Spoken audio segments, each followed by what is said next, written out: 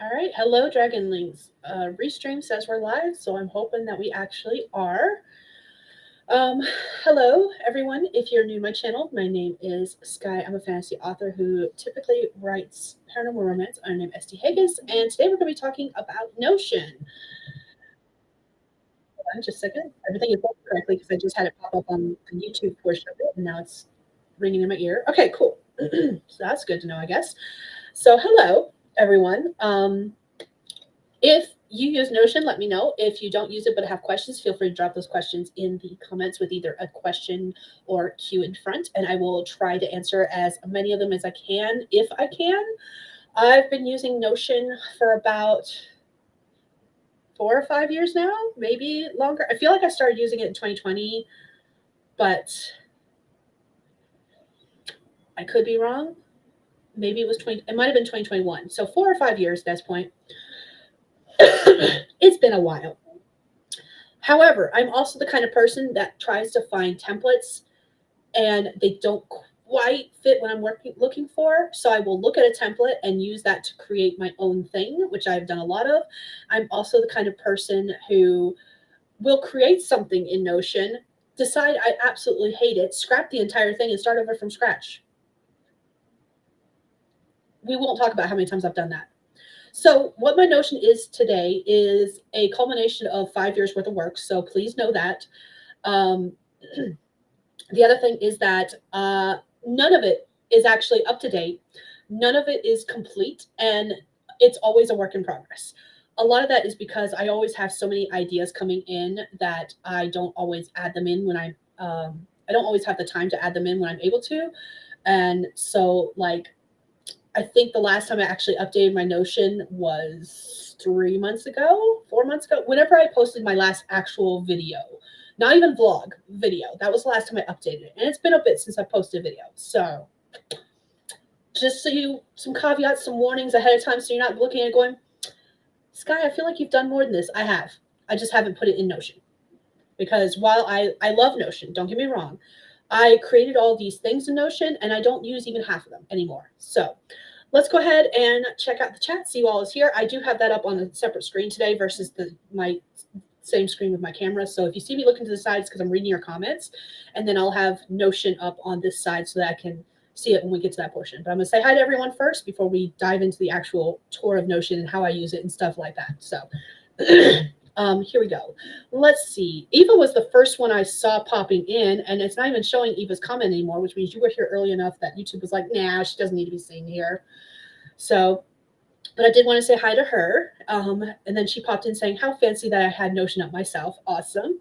I'm loving it. Like I said, I do love Notion, and I do use it quite often. I just haven't used it lately, mostly because the main thing I use it for these days is YouTube, and I haven't done any YouTube. So other than the live streams, which I stopped updating Notion a long time ago. We'll get to that. Let's see. I was going to attempt a bit of publishing plan with calendar attaching to different project pages. Do you do stuff like that? Yes and no. When we look at the project pages, because I do have my project pages on Notion, we'll talk about that. But it's more that I don't use a calendar because I am very bad about planning projects and I don't set deadlines anymore. I have just basically stopped setting deadlines for myself with projects because they'll just go near them and be gone before I'll be like, what's that? As they pass. So that's why I don't do that. But we'll talk about more about that when we get there. So it'll probably be a good idea. If I'd been smart, you know what I should have done was make like a community post and been like, hey, what kind of questions are you hoping to ask during this Notion tour so that I can make sure I have these like prepped and up front so we can talk about them. So let me just make a note of this so I don't forget in case the comment goes away and I can't scroll back up to find it. Let's see. Publishing pen calendar attachments. Thank you. Just trying to make a quick note for myself. Okay. And Renee is here. Hello, welcome. How do you plan your content? We'll definitely get into that because I do. That's mostly what I use Notion for these days is like YouTube content planning. I don't post to Instagram anymore. I haven't posted to Instagram since they changed their layout from squares to rectangles and ruined my beautiful aesthetic. Can you tell I'm still salty about that? So I don't. We'll look at what I did when I was doing that kind of stuff, but I haven't done that stuff since I think January was the last time I posted anything to Instagram, and I don't mind. I don't use TikTok except to watch stuff from other people. I don't post to TikTok. I don't have an X account or Twitter account, whatever you want to call it. So like YouTube is strictly the only social media I use. I use Facebook for, I watch Facebook videos as my family members send them to me. And I use Facebook Messenger. And I really don't often scroll on Facebook. And when I do, I find a picture, I send it to my family, and that's it. I think the past 2 days I've actually posted for the first time again in months on my personal page. And I haven't used my author page since we did stuff with Instagram, because I would post to Instagram and Facebook simultaneously. So planning content, because we'll get to that. Boop, boop. I didn't enjoy using Notion calendar separately. I think that's where I stopped last time I did this. Fair. So Notion has two types of calendars. They had a calendar thing, and then they actually added something that they labeled calendar. And I don't know what the difference between the two is, but I don't like the new one that they added that's straight up calendar. I think the new calendar version actually syncs with your phone, like your Google Calendar. Don't quote me on this because I'm not positive about it, but I think that's the difference. Is one is literally just like a calendar view, whereas one actually syncs with your other applications. And I don't like that version. And I can't explain why. I think it's just because I got used to the other version and I don't need that stuff on my phone. But again, I don't know why. Renee says, I love my iCalendar, so that is why I keep going back and forth and can't settle on the system. I am very much a paper planner girly. I have a skylight that I use for the family stuff. Where I did for a while, I stopped. I'm getting ready to start doing it again. So like, and then we have a calendar that for like meal planning and stuff that stays on the fridge. Eve says, yes, it's hard to adjust to various calendars. And it says, here lately, I've been using iCal with reminders app, because if you set dates in the reminders, it shows up. Oh, I did not know that. That's good to know. I do not have an iPhone though, so I have a Mac computer. That's my laptop that I carry everywhere. I call him Mac Mardigan, a play on Mad Mardigan from Willow. And then I have an iPad that I use that I haven't named. I need to name my tablet. Anyways, so when I say my tablet, that's what I'm talking about is my iPad. But I don't have an iPhone, iWatch, or anything like that. I'm slowly becoming an Apple person. Slowly being the operative word. Sorry, YouTube just jumped like a lot. I'm here for the Notion rabbit hole either way. Hello, Jess. Welcome. Beth is here. Hello. Tried to use Notion. It was just too overwhelming to me. It can be, very much so. That's that blank page, that because Notion allows you to build it from the ground up. That blank page is very daunting sometimes. And that's why when I first started using Notion, I was looking at templates and basically trying to recreate what I liked about those templates and then adding my own stuff to them. I've done a lot of that. Definitely one of those situations of little bites for me. Done that too. I've started Notion a half dozen times, but once I liked what I came up with, yeah. One of us.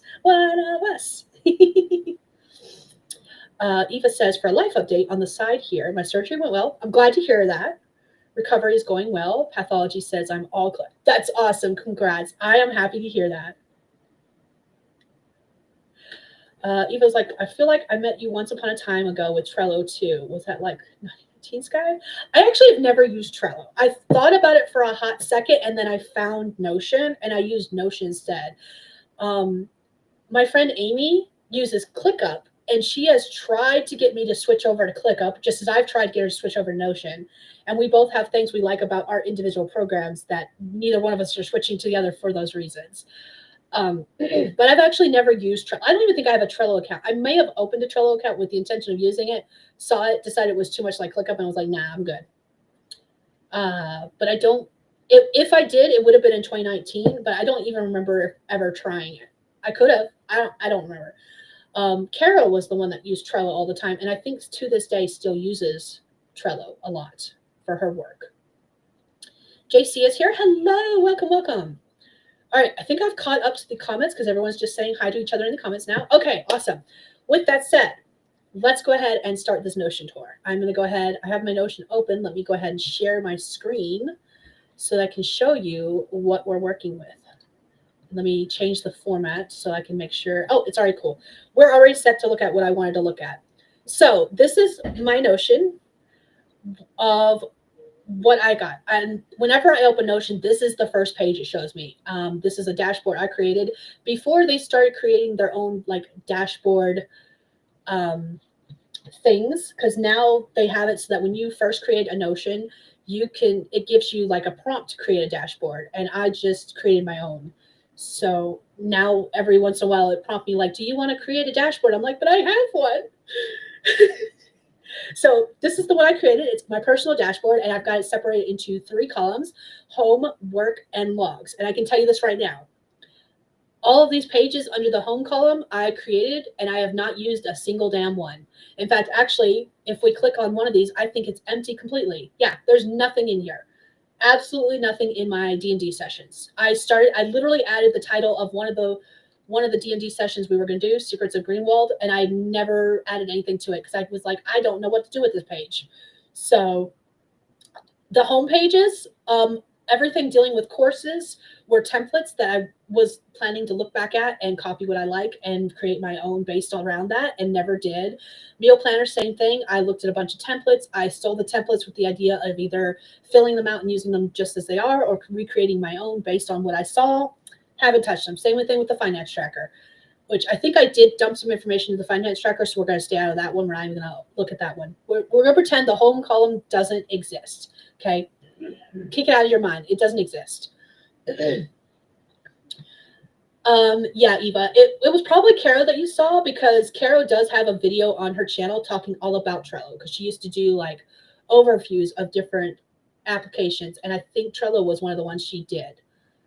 Eva asked if JC uses Notion, and JC's like, I have tried multiple times, but it's way too overwhelming for me. Just end up frustrated. Love seeing other people's Notion setups. It's a fancy list for me. Like most lists, I invest a lot of energy and thought into them and then never reference them again. Eva, I'm getting to the same point. When we get to under the work column, I have 3 sections here. I've got BB, Collaboration Station. That's the one that is connected with Amy. BB stands for Brimstone Books, which is my publishing company.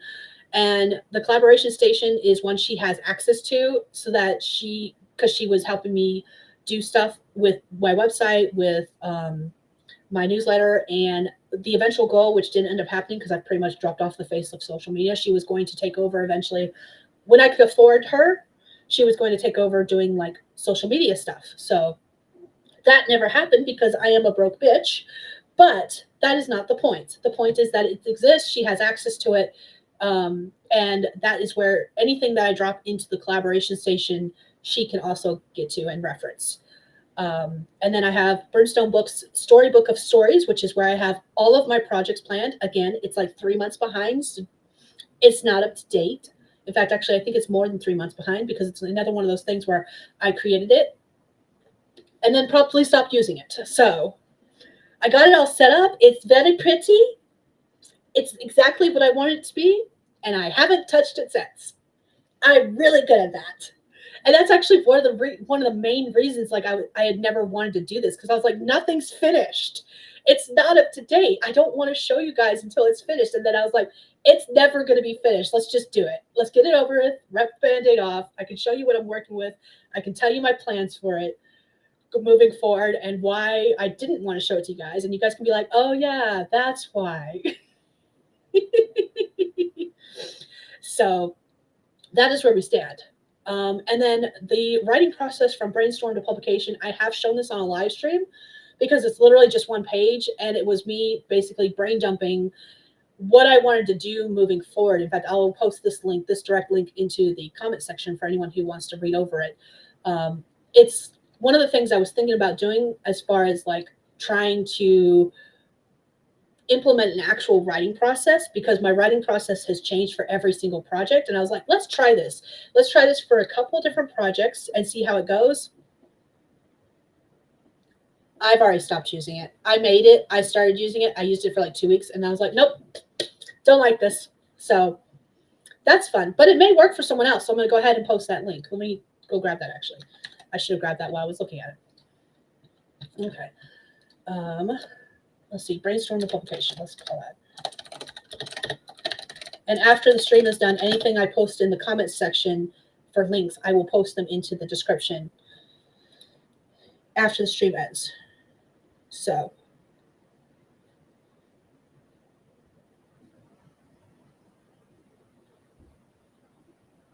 writing that down so I don't forget. So that link should be clickable. It has been in the past, but if I need to change some settings to make it clickable again, feel free to let me know. But that way you guys can read it on your own time if you want to. Let's see.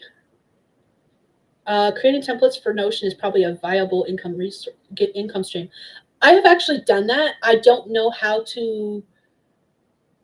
I need to do more research into the actual selling of Notion pages. I know you can sell them through the Notion store. I don't know how to set that up. I know you can sell them like Ko-fi and Patreon and stuff like that. And again, I don't know how to set that up. Once I know how to set that up, I actually do have some templates made. I have this section over here called templates that I have templates made that I do want to offer people or sell to people. Some I'll probably just give away for free because they're really simple. And I'm just like, here you go, have at it. Others that are like this, really intricate and detailed, when we get to the point when we actually dive into these sections, those I would not mind selling. And I just don't know how to set all that up yet. Otherwise, that is the eventual plan. Like, and for dirt cheap, like $5 for this template, or like maybe a pay what you think it's worth kind of thing, so that if you don't have money, you can still use the template kind of thing. So, oh, Gumroad. I've never heard of Gumroad. But yeah, there's definitely places to sell them. I haven't taken the time to research how to do that. It is on, that was actually one of the things that was on my goals list this year that I haven't done yet. So eventually, we all have cobwebs on our Notions. I do too. Gotta scrape those cobwebs away today. I think Tiff has one on her Ko-fi. I feel as though I got one from her once. Yes, I think she does, because I think I looked at one of hers because I was like, let me compare it to mine and see what the differences are. And we have very different styles on what we're looking for and what we're tracking. But hers was super cute. Mine, you'll notice, might have a graphic or two, but otherwise they're very plain, because while I am a visual person, I'm not very graphically inclined. I see stuff I like and I can duplicate it, and I can be like, oh, what if I do this instead of this? But I'm not the kind of person that can just like come up with stuff off the top of my head. It's kind of like an artist who's very good at reference drawings, where as long as they're looking at something, they can recreate it and it looks beautiful. But if you ask them to draw something straight out of their head, it's going to look awful. I'm that person. That's me. So a lot of these templates that we're going to look at are very plain and simple. So goals list templates, let's make it happen. It's going to happen. That's a 2026 goal. It's not going to happen this year, because I've literally got 3 weeks before we go to North Carolina. And once we get back, I'm planning for 2026 so I can like get everything set up for 2026. So it's a goal, but not for this year. It's a 2026 goal. And then my last category is logs. So I've got Library of Dragons and Reading Journal are the exact same thing. The difference is I want it called Library of Dragons, but I was making so many changes to what I was doing that I ended up creating. Remember how I said I have templates that I look at? Reading Journal is the template that I created, and then I was using that to make the new one, which is the Library of Dragons. And neither one is done. In fact, I don't even use either one anymore. I have a movie/TV log where I was tracking what I was watching. Same thing with the gaming. I was tracking what I was playing. Haven't used it at all this year, neither one. Instead, I was tracking that information on a spreadsheet along with my reading journal. I changed my reading journal over to a spreadsheet. Podcast, I set it up, never touched it. Journal and HP Planner, HP 90 Planner, those were things I wanted to use. I started setting them up. They're both blank, I think. HP 90 Planner does have some information in it, but I've seen some templates from other people in the HP 90 community, and their templates are so much better than what I was starting to create and never finished, that I'm just like, yeah, if I really want to use it digitally, I will go grab one of theirs that is free. Or I will pay them for one of theirs that is going to cost me money, because worth it. All right. Let's take a look at Collaboration Station. this is Brimstone Books. Like I said, that's my publishing company. This is what I publish all my books under, whether it's under SD Haggis. My nonfiction will be under Skye D. Haggis. My contemporary romance, whenever I start publishing that, will be under Dakota Hoffman. If there's a couple other pen names that I may or may not use in the future that may get rolled into the genres may get rolled into one of my existing pen names. I may change one of my pen names around because I haven't published under it yet. And I'm like, but I kind of like this name instead. Let's use this name instead of this name. So more to come, but everything and anything I do that I publish, that I create, that I sell will be under the Brimstone Books umbrella. So that's what this page is. And this is basically another dashboard, but this one, remember how I said I wasn't good at creating pretty things? Well, this one's actually pretty. I like this one because when we scroll down, we've got where I was talking with anyone who gets added to it for like team stuff. I've got some information here about what the mission statement for the company is and what I do. Genres include paranormal romance, urban fantasy, fantasy romance, contemporary romance, young adult, and cozy paranormal mystery. And then questions and we've actually, because like I said, this is one that I share with Amy so that she can touch on what I'm doing. She's got access to it, and I've got access anything that's related to Brimstone Books. We've got a ClickUp for it because, like I said, she likes using ClickUp, whereas I like using Notion. So they're kind of interconnected with each other. And then under this, we have what I like to call my dashboard, my planning dashboard, where I've got Brimstone Books, which on the previous page is a direct link to this page, Brimstone Books, Storybook of Stories. That's the same thing under the collaboration station. It's just the same thing. This links to the same page. It's the Storybook of Stories. I've got a brain dump section. I've got my social media section. This is where we planned our meetings. We haven't done we've done like work dates where we've just like got on video chat together and chit-chatted about life and done our own thing, but we haven't been working together for almost a year now on anything because I haven't had money to pay her to do things for me. So like we've just been doing our own thing. She's been working with her own clients while I've been doing my own thing. And so we haven't actually scheduled any actual meetings, but when we were scheduling meetings, that's what we were putting that information under. And I have pages there that talk about what we talked about during those meetings. Any newsletter content. Again, I haven't done a newsletter in months. I think I sent my last newsletter I don't think I sent out a newsletter when Puck's Choice came out. So I'm pretty certain my last newsletter came out last September. So it's been over a year since my last newsletter came out. Because I like to drop my newsletter around the 15th. Because everyone always drops their newsletter the first or second of the month. So I was like, I don't want to do that because I don't know about you guys. But my inbox gets flooded with emails, all newsletters, at the beginning of the month within like the first 3 days. So I was like, I'm going to be different and drop mine on the 15th. I haven't done a newsletter in months. You can sign up for a newsletter if you want to. I'm not going to tell you to. I haven't been posted to it. Do I plan to in 2026? I should. Am I going to? Who knows? I don't know. Website information where like I said, she was the one that actually built my website. And she built it from the ground up. I basically gave her, this is a photo that she created based on the stock image. She added the figures, the birds and stuff like that. There's actually some behind this there's actually some shadowy figures back here in the back. But the forest background picture was the one I sent to her. I literally sent it to her and said, I want my website to look like this. And she was like, I got you.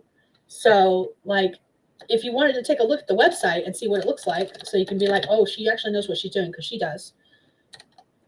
Let me drop that link in here. www.sdhaggis.com. Boom. That should work. Yes. Does it? Did I actually do the right link? I've done that before. Why is it taking forever? There it goes. Yes, I did it correctly. Cool. So yeah, I literally sent her that picture and was like, can you make the entire website revolve around this aesthetic? And she was like, I got you, boo. And she did it. And I was like, oh, that's perfect. Every once in a while I look at it, I'm like, I want to change everything. And I'm like, no, I do not. No. I just want to update it.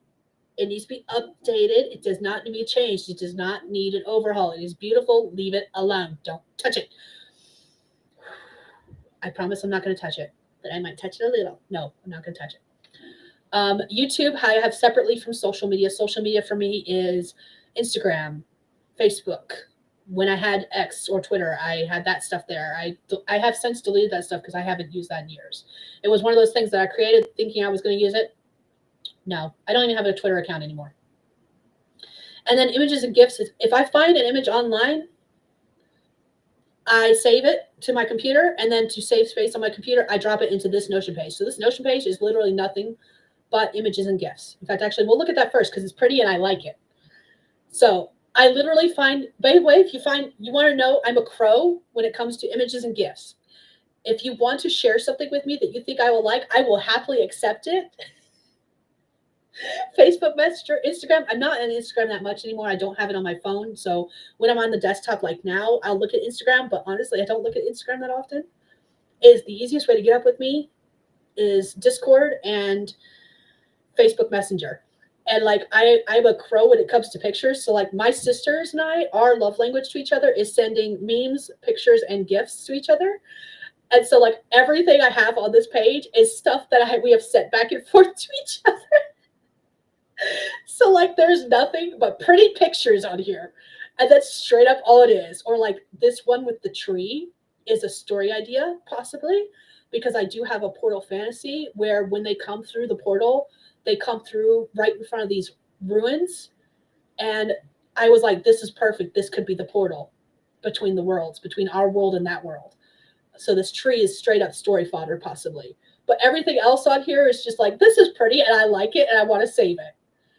And if it was something that I could use later, great. If not, it could be either story fodder or like every once in a while I'll go through this and print off pictures to add to my journals and stuff because I'm like, I want a pretty picture in my journal on this page. Let's go see what I've got. So like some of this is that kind of stuff. I'm a very big fan of Jessica Rabbit, so I love the crossover with Jessica Rabbit and steampunk that someone drew. Anyone remember Amy Brown? I got some Amy Brown dragons on here. Like pretty pictures. I am all about pretty pictures. Or like poetry. I don't read a lot of poetry, but when I do and I find like images, I try to save those. Anything dealing with dragons, wolves, foxes, you got me covered. Some of these are like story inspo pictures. Like eventually there'll be story images. Like this seahorse with the stained glass window. I have a dragon slayer story where when the dragon slayers slay their first dragon, they commemorate the dragon slaying with a stained glass image that they hang in their house. And so like this was inspiration for that because like I was like, how is this going to look? And yes, this is a seahorse or a sea dragon, but I was like, this gives me a general view of what that's going to look like. So some of this is story fodder. But it's straight up. And if it had, like, if I could find the artist who created it, the caption below the image is the name of the picture and the artist who created it. So I could look up more of their artwork later. Didn't realize I had that one twice. Good to know. Oh, I think we scrolled back up at some point. We get near the end. Yeah, that's why. And I'm a very big fan of Last Unicorn. So I've got some Last Unicorn artwork on here. And now we're at the bottom. Frogs are also my thing. I love frogs. I love a good froggy image. Okay, so that's that page. I figured that would be the easiest one to look through and we could just look at pretty pictures all we wanted to. Great idea to wear stash images and gifts. Yes. And I don't even have all of them on there. That's just the ones I've put on there recently. Obviously not within the past couple months. I've got some stuff to add to those pages, but like when I was using my Notion constantly, that's where everything got added. Yay. Be a crow with me. Send me pictures. I love it. This is the plan, Eva. Hopefully one will be coming out early 2026. Not sure if it's not ready to solidify the date yet. Oh, asking her publication schedule. Okay, cool. Oh, okay. I missed questions. That's why I'm like, I'm so confused. What are we talking about? Okay. It helps if I actually go back up to the top of the comments I'm missing. Going to be publishing so many books in 2026. You will need to let people know about it in your newsletter. Shh.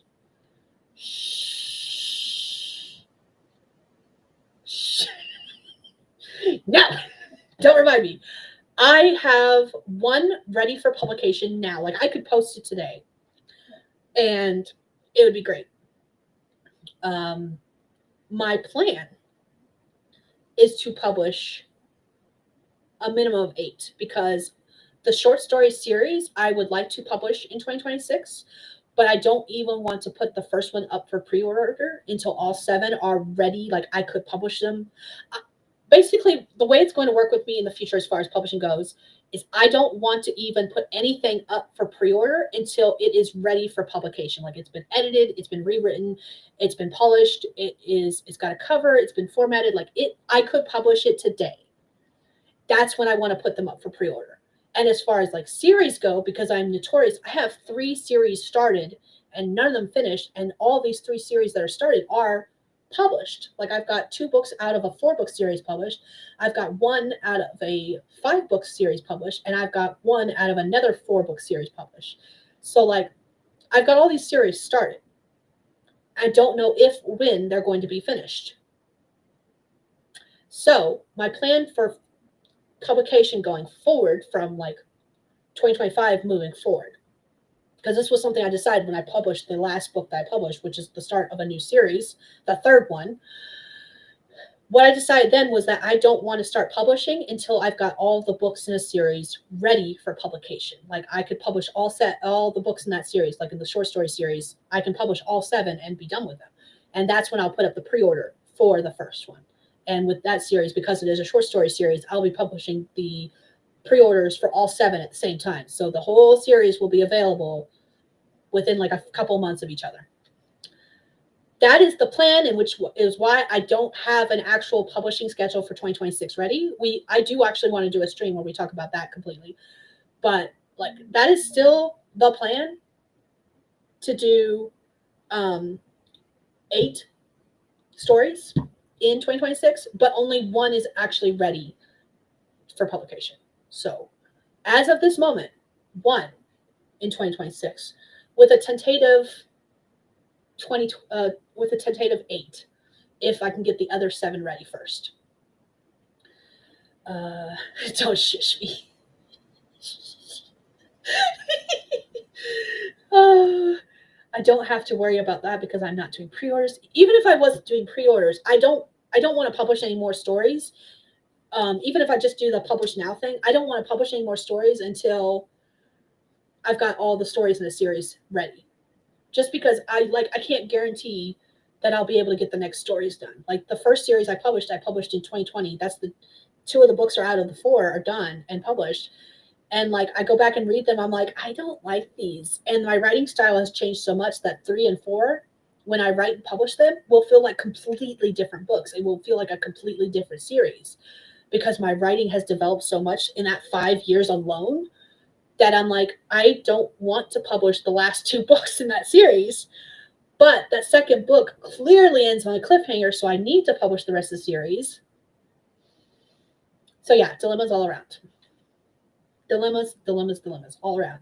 So I've got to make some decisions about that. So when we start talking planning for publication for 2026 and beyond, which I do want to do an entire stream about nothing but that, when we get to that, I will be talking about those in more detail.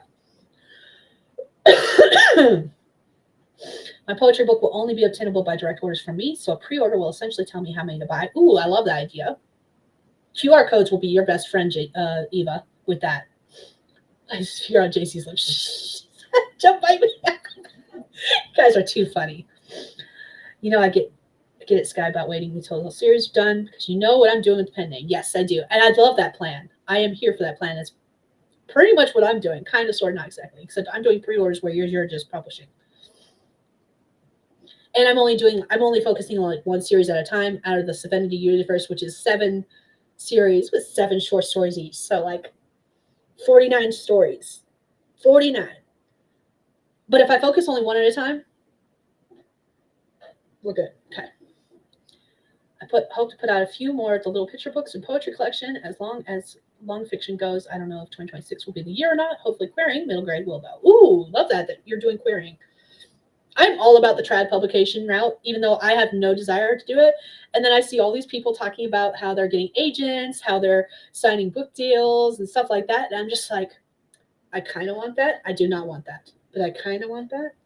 So, yeah. Pen name goal for 2026.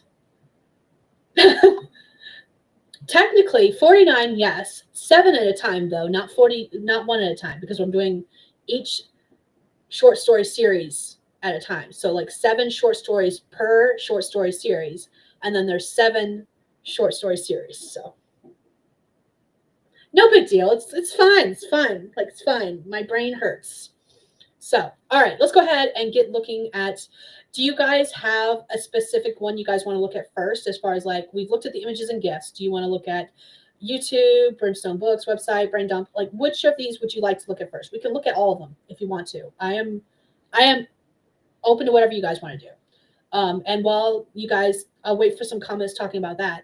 We're going to go through the rest of this page. I had some stuff under resource. Oh, yes, I do. Never mind. Just kidding. Next is resources, and I have that split into 2 categories, tools and research. And so like I have links to all these things. When I was doing Instagram, one of the things I was doing was taking like one image and splitting it into multiple different images, so that when you looked at my page, you would get a full image as far as like the background image goes. And I was using Image Splitter to create that. Of course, everyone knows that about Canva. Tenor is where I was getting a lot of GIFs, I believe.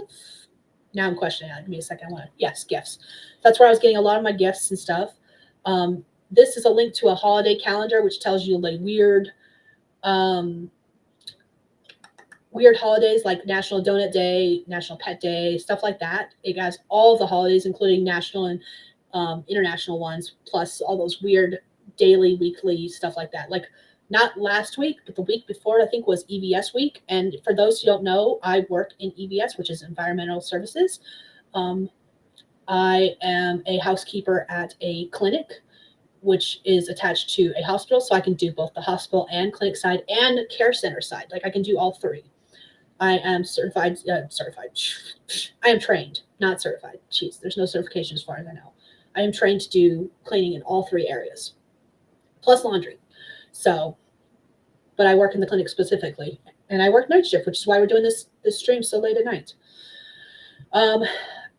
Ambient Chaos, of course, Scrivener is my go-to as far as like my writing software. I've got a link to Aeon Timeline, which is a program I'm looking at possibly using in the future for like timelines, historical timelines, because I get my shenanigans mixed up, and so like I need help, and I like that. I know Kate Kavanaugh was using it for the longest time. I don't know if she still does. If she does, awesome. If she doesn't, that's okay too. But like, she's actually the person I found out about it from, and it's because of her showing it every once in a while and how she was finding it helpful that I was like, I want to use that. I just haven't committed to using it yet.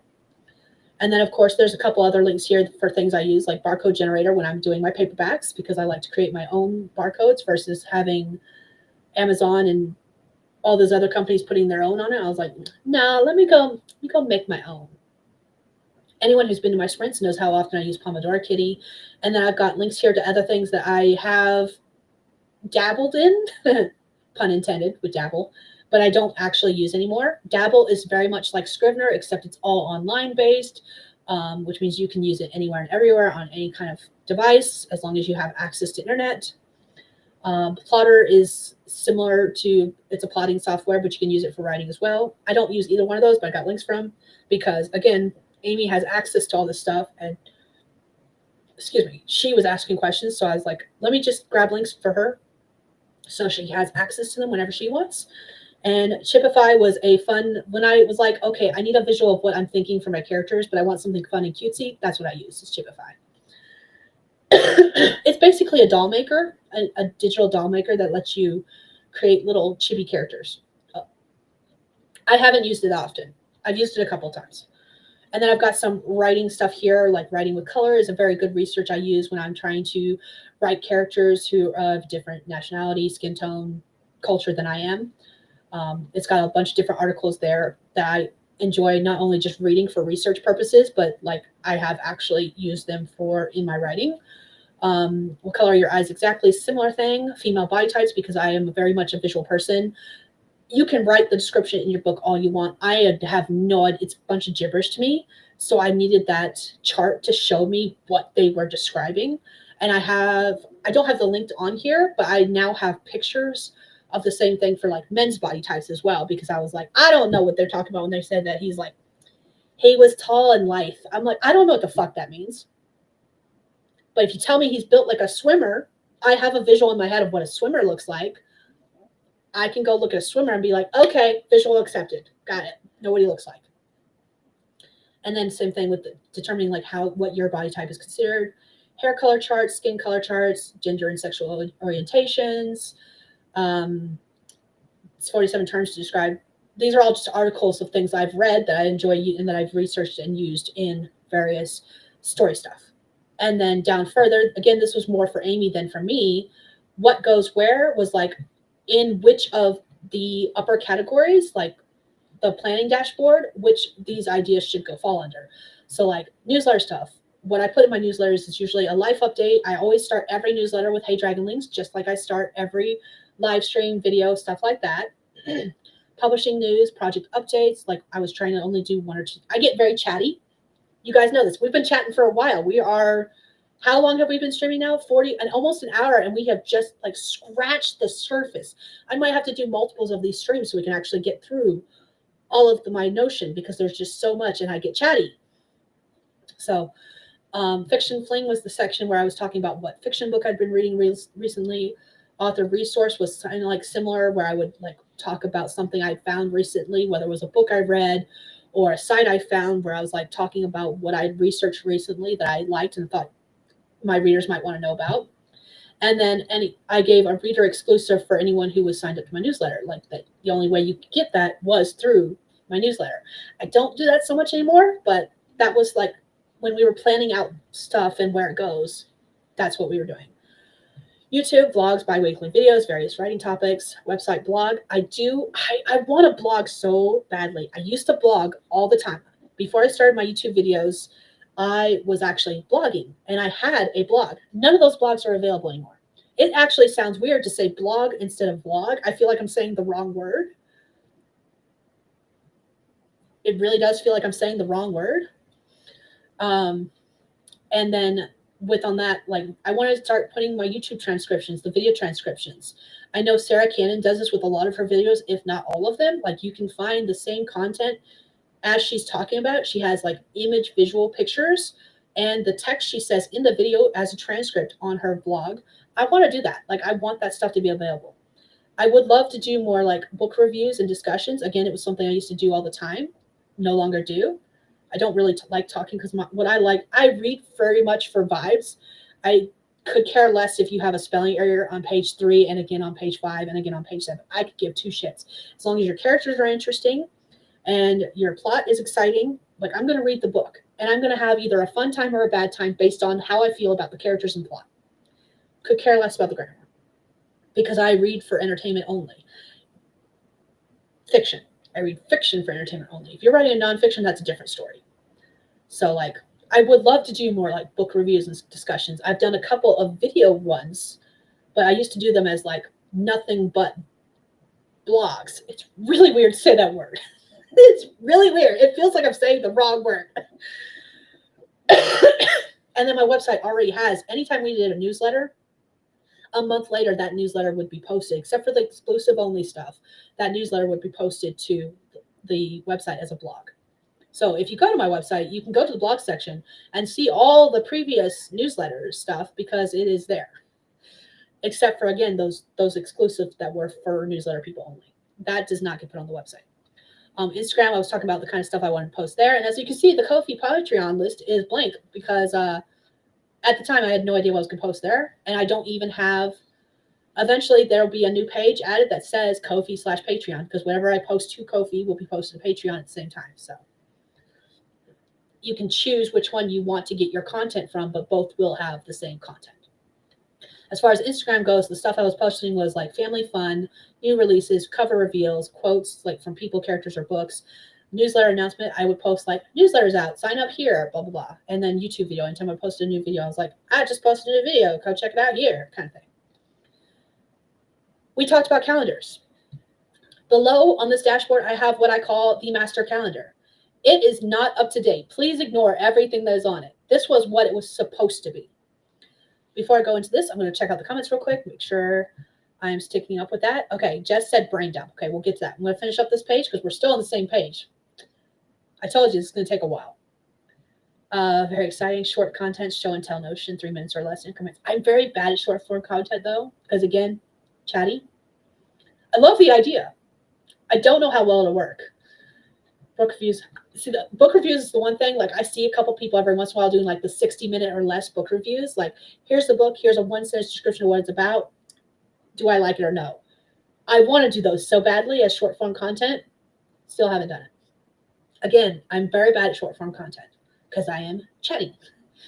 So master calendar is where everything goes. We were talking about templates earlier.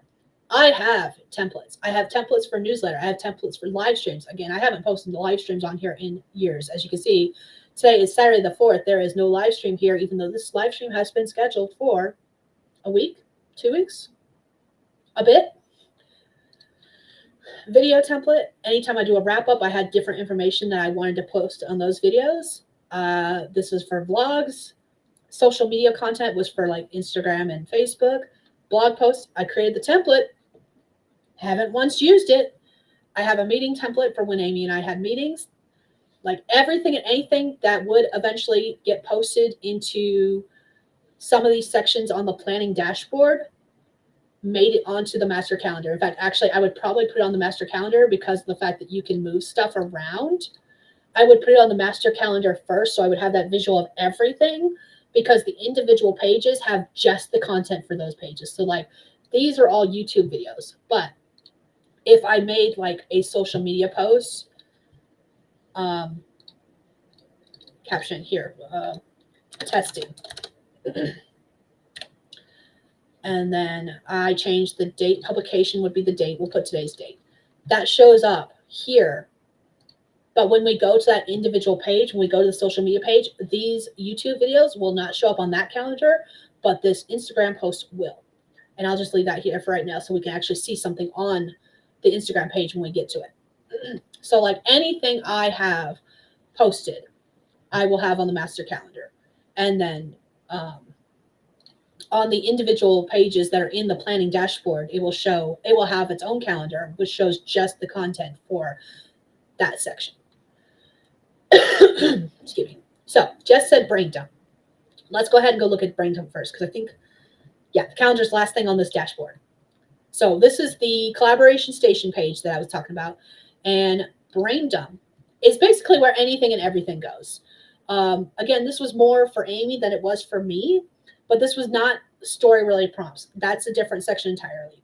Brain dump was for like themes that I wanted to use in newsletters possibly, or like fun activities I wanted to do with different things, whether like reading challenges or like this notion, possibly this tour could have been under the themes.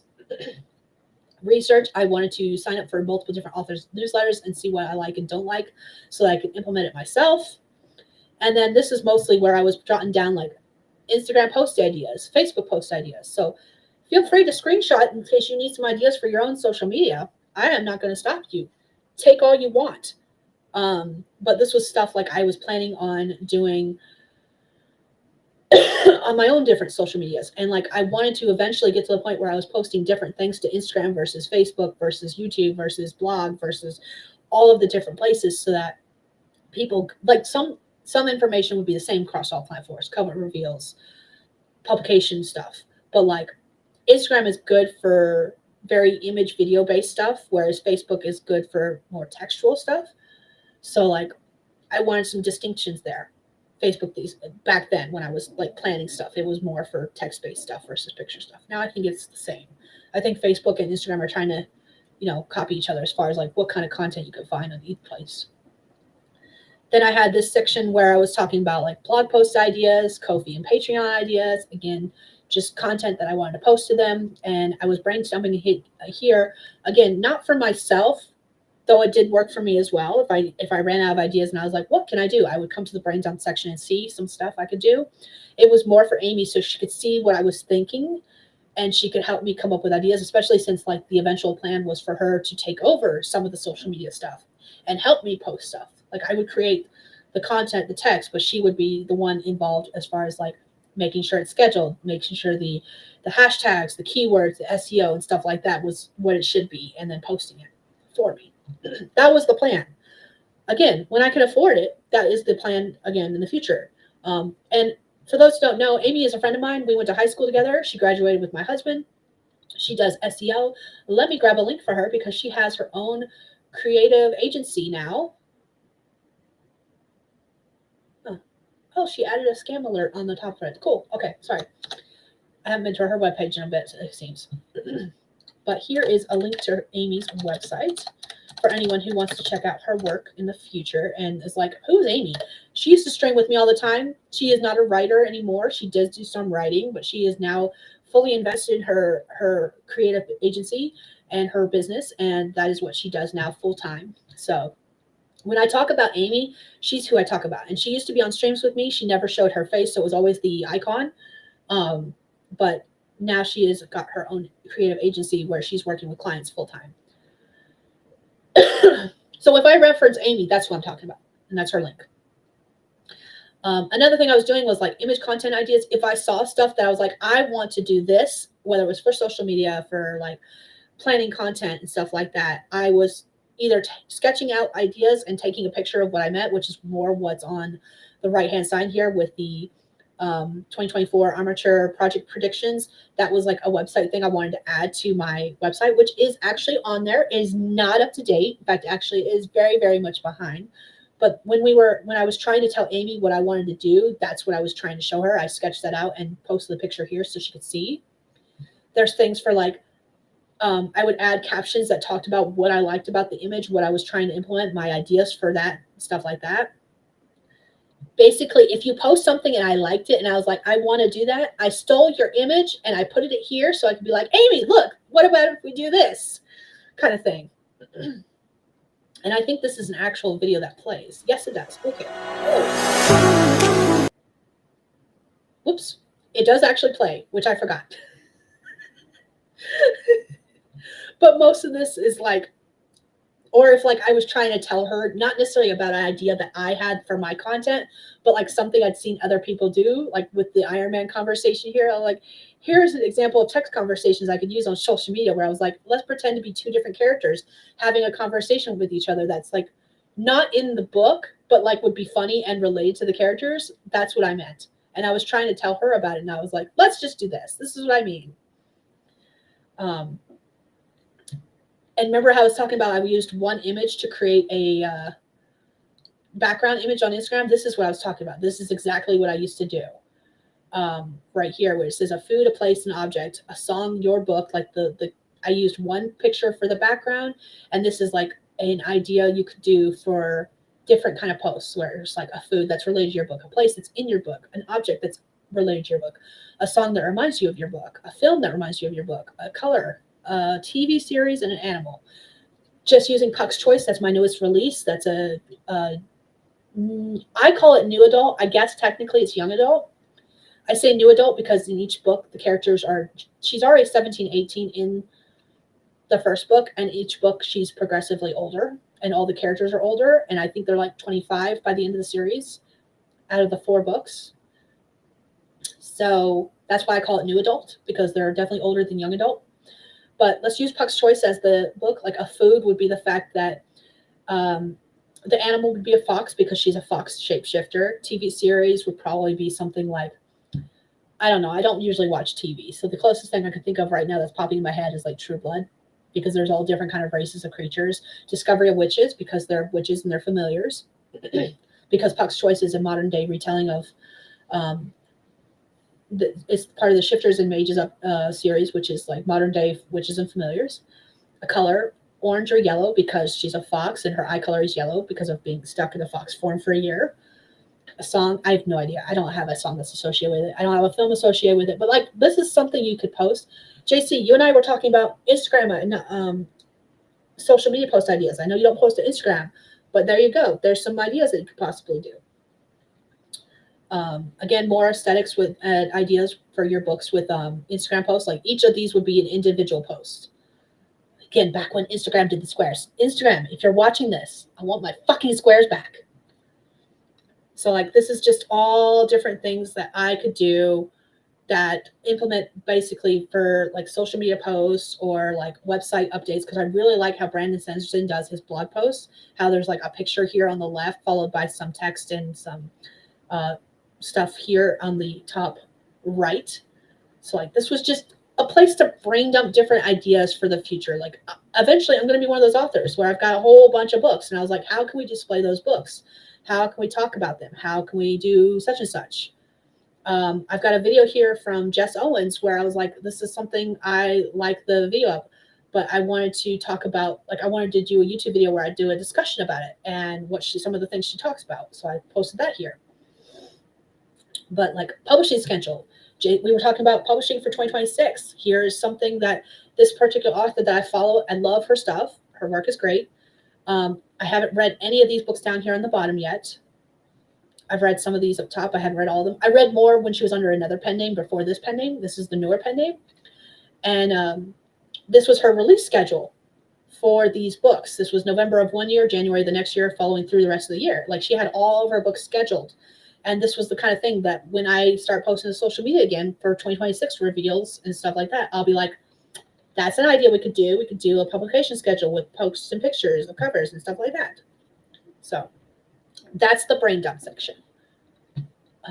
Going back, let's see. Don't see any new comments. So let's go ahead and take a look at social media next, because I know that's a big one that people wanted to talk about with social media. We'll get to YouTube next. But since I don't post to Instagram anymore, this would be a good way to show you what I mean about like the pictures and images and stuff. So this is the one we just created. I'm going to go ahead and delete that because it ruins my aesthetic. And you'll see what I mean in just a second.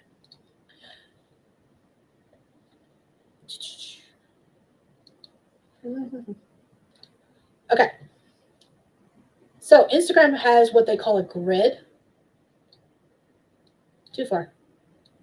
Try and shrink this down. There we go. So Instagram does that grid thing. And what I mean by it ruined my aesthetic when they changed everything to the rectangles instead of squares, this is what I meant. I would use, oops, a little more. I would use one image to create an entire other image. So this right here, this right here, all 9 of these images are actually, the background is all one image that I split using that image splitter to create the backgrounds of these different posts. And so like this page is set up to show my Instagram. This is using a gallery form. And when you click on each of these posts, I have whether or not it was what status the post was in, whether it was just an idea, something I needed to do, was working on. It was done but not scheduled or published yet, like it was drafted. I should change this to drafted, but scheduled and live. And actually this one is live, so I need to change that to live. The date I planned on publishing it, any graphics that are related to it, especially like in the case of Instagram, you know how you can put a carousel up. If I had multiple pictures for it, I would have wanted all the pictures there. Down here is the image the first image in a carousel, if it was multiple images that I used, where it was being posted to. So I've got YouTube, Facebook, Instagram, newsletter, website. This tag decides what page it gets posted on. So like all the images that are on my social media page are the ones with the Instagram and Facebook tag. In the Insta gallery, it's the ones with the Instagram tag, and in the down here below the Instagram, sorry, I clicked show more and now it's showing all of them. And then I have, I thought I had another section. I guess I deleted it. I used to have another section for Facebook because I guess I'm posting the same information to both, I deleted it. So what kind of post it is, whether it's a meeting, newsletter, blog post, blah, blah, blah, blah. Eventually I'll get to the point where I'm doing like reels and shorts and stuff. So I have those on there. And then who it's assigned to. I have both me and Amy was on here. I don't know why she's not on here anymore. That's her. And then I have other things on here too, whether or not I've completed it. a link to it. This actually should have a link to the Instagram post. And again, I haven't updated this since January, obviously. I probably scheduled this ahead of time, and there's reason there's no link here is because I never came back and posted the link once it was live. I don't remember what DA link stands for off the top of my head. I know that's something dealing with Amy's stuff. Whether Amy's completed her portion of it, she wasn't in charge. This is more for other stuff unrelated to the social media. So playlist was for YouTube related stuff. Date was like published is for when it was published to social media. Date was for anything newsletter when it was getting published to the website. So we would have the publication date for the newsletter, and then the date was related to the website whenever it got posted, that content got posted to the website as well. Caption, anything I wanted to write in the caption would go here, and then the image would be, the first image would be here. And the reason the first image was here was so it would show up on the little gallery that I've got showing up. Let me refresh this page real quick. Okay. And then down here, this is the social media calendar I was telling you about. I deleted that post. It would have shown up right here. So let's see. Let's restore that. Okay, so that post now shows up here as well as right here. So that's what I meant about like each social media calendar is filtered. Filtered was the word I was looking for. It's filtered to show only the posts. So like this is only the social media for Instagram. When we go back to January and December, anything that was tagged with an Instagram or Facebook was going to show on this calendar. Okay, I don't know why the rest aren't. That's weird. And of course, this is, like I said, I don't like using their actual calendar feature, which why it says managing calendar is because I'm not using that calendar feature. This is the calendar display in the database. I don't know the difference. I really don't. I created this before they rolled out the calendar feature, and I have not changed everything over to the calendar feature. I'm kind of scared to because I don't know how it will affect my templates. I don't want to play around with that yet. I have not touched the calendar version. I think the difference is that this is just a display of information, whereas if you manage it in the calendar, it will sync with your like Google Calendar and stuff with like or iCalendar. I don't know because I haven't played around with that feature. Oh, there's the Facebook gallery. I knew it was here somewhere. So like anything that posted to Facebook as well as Instagram or like content that was just for Facebook. I haven't done content that was just for Facebook in a really long time. It would have that Facebook tag right here, that social media Facebook tag, and those will be filtered to here. And that's all I have on this page. That's the social media. As far as like planning out content, the first thing I would do is find my background image, like whatever image I wanted to use as the background for a whole slew of pictures. I did it anywhere. I used, as far as goals went, I would use the same picture across all three just because I was getting lazy and I didn't care. This was a picture I made and created using a template in Canva. And then I used the image splitter to split it up into 3 different pictures to post separately. But like these 4 pictures right here are part of a 9 picture. And sometimes I'd split it into 9. Sometimes I split it into 6. Sometimes I'll split it into 3. It just depended on what I wanted to do. This is more for Instagram than any other social media. And then I planned the content around that. And I kind of just played around, like, what kind of content do I want to post? Can I move it around? Oops, nope, don't want to move that sorting. This is what I want to play with. Like, do I want to put that here? Do I want to put it there? Like, I could move it around. That's one of the things I liked about Notion, was that I could move it around and I could create all of the posts that I planned on posting, and I could create content for a whole month at a time. And I could be like, okay, I want to make sure that I do like a character quote from Puck's Choice, or I want to show the cover reveal for Jenna's Story, which is the 2nd book in that series. It's not ready for publication anytime soon. Don't get your hopes up. It's not coming anytime soon. But like, as far as like planning content goes, I use that kind of information, and I just created all of the posts with no dates And then if you come to the top, it shows this no date here. This will actually be easier to see under, let's go back to Collaboration Station. The easiest way to see that will actually be, let's go ahead and look at YouTube actually.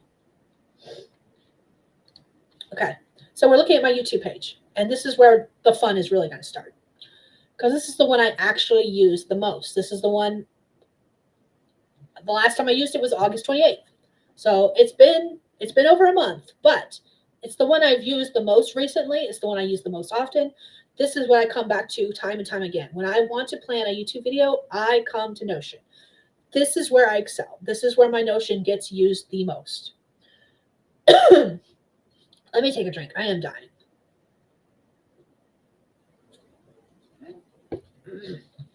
Excuse me. So, under, ignore that this says 2024. You know what? We're going to change this. Video plans. I have different databases and different information in those databases that I use. Again, these were all created from scratch. I am sorry, I am not going to be doing any tutorials on how to create. This is just a tour of what I have and how I use it, and we're already sitting at over an hour worth of just me chatting, and we're just scratching the surface of what I do and how I use it. But I am not going to be doing any kind of like tutorials as far as like how to create this, because again, it goes back to that I make stuff, I decide I hate it, I delete it, and I start from scratch.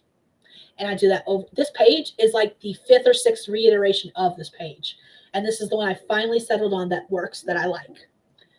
But it took me trying it, deleting it, trying it, deleting it, trying it, delete it 6 or 7 times, 5, 6, 7 times before I settled on this and was like, no more, we're done. Let's just use it. It works. Stop touching it. Every once in a while, I've added a new feature in that I wanted to do, or I've changed my templates a little bit, because again, I am the master of making templates. That's why there's so many YouTube templates versus everything else. YouTube, YouTube, YouTube, YouTube. I need to create another one, because I want to create one that's separate for the symposiums like this, where we just do the chats about books and Notion and publishing and stuff like that. And anything that's a symposium like this, I want to make sure that has its own template. So I need to create a template for that. We might do that tonight on stream, because I can. Why not? But this is the one I use the most, and I've got them sorted. I've got upcoming videos, unscheduled videos. It's all videos I plan to do in the future. Completed videos, if it's been tagged with live, like the video is live and available for viewing, it's under the completed. And then again, we've got that calendar view where we can see all the videos, and I have that visual of when is stuff getting posted. Would I rather post it today? Let's add my live stream. Under here, we got the live stream template, which is not up to date, because I would put my writing prompts in if we were doing something like that. I used to use the Forest app religiously in different streams. And when we use the Forest app, for those who don't know, the Forest app is a productivity app where you grow trees and plants, and they now have cakes. What? I have every single tree that's available to me since I joined the app that you can buy, purchase, win, blah, blah, blah. They are taunting me because there's a bunch of trees that are blacked out, meaning I do not have them, and they are not available to buy in the store because they were through special events. And they are taunting me because I'm like, I want those plants. It's very mean of them to do that. But yeah, I have just started using the app again, and I use those at night with JC when we're doing our sprints. And what I used to do is use it on the streams, and I would list which trees we grew. If I had a guest, like Stephanie usually joins me on Saturday night streams, I would have their name as well as a link to their channel. And used to be I put their picture in the thumbnails, so I made sure I had an image that they wanted me to use, that they were like, okay, can you use this image instead of this image? So I made sure I had their image that I could just pop into the thumbnail. The live stream description would go here. I have a template that I use for most live streams. Again, I need to add it here. Don't have it in here right now. And anytime I posted a link, like I've got all these links that I've posted today, they would go in something like this. So like Amy's link, I think that's the last one I posted. Oops. Oops. Okay. Apparently I accidentally copied that instead of, that's okay. So that's where I would put something like that, is I would put the links that I mentioned in videos and or the live streams. And then I have these, again, the status. If I wanted to upload a picture, like I would always put the thumbnail graphic. The thumbnail graphic is what allows it to, when we're in,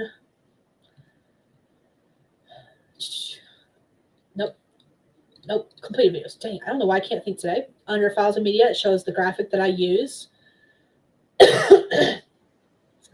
For a while there, especially with like videos, any graphics that I used in the video would also be posted to the files and media, just so that if something happened to my Canva account, I had access to those pictures if I needed to.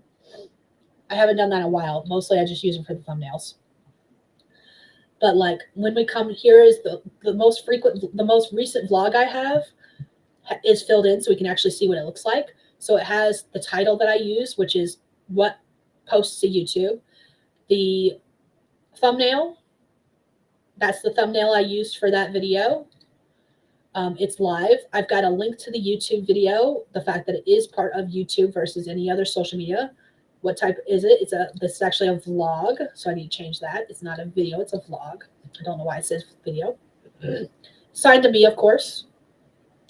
It's part of 2 different playlists. It's part of 2025 videos. It's part of 2025 vlogs. There are more properties here, but again, I don't use them. I don't need a date because it's not being posted to the website. I cannot remember what DA stands for. That's going to bother me. I'll have to ask Amy because I think that has something to do with Amy. I don't remember. Anyways, don't need to worry about whether I've completed it or not because it's a live video, so it's completed.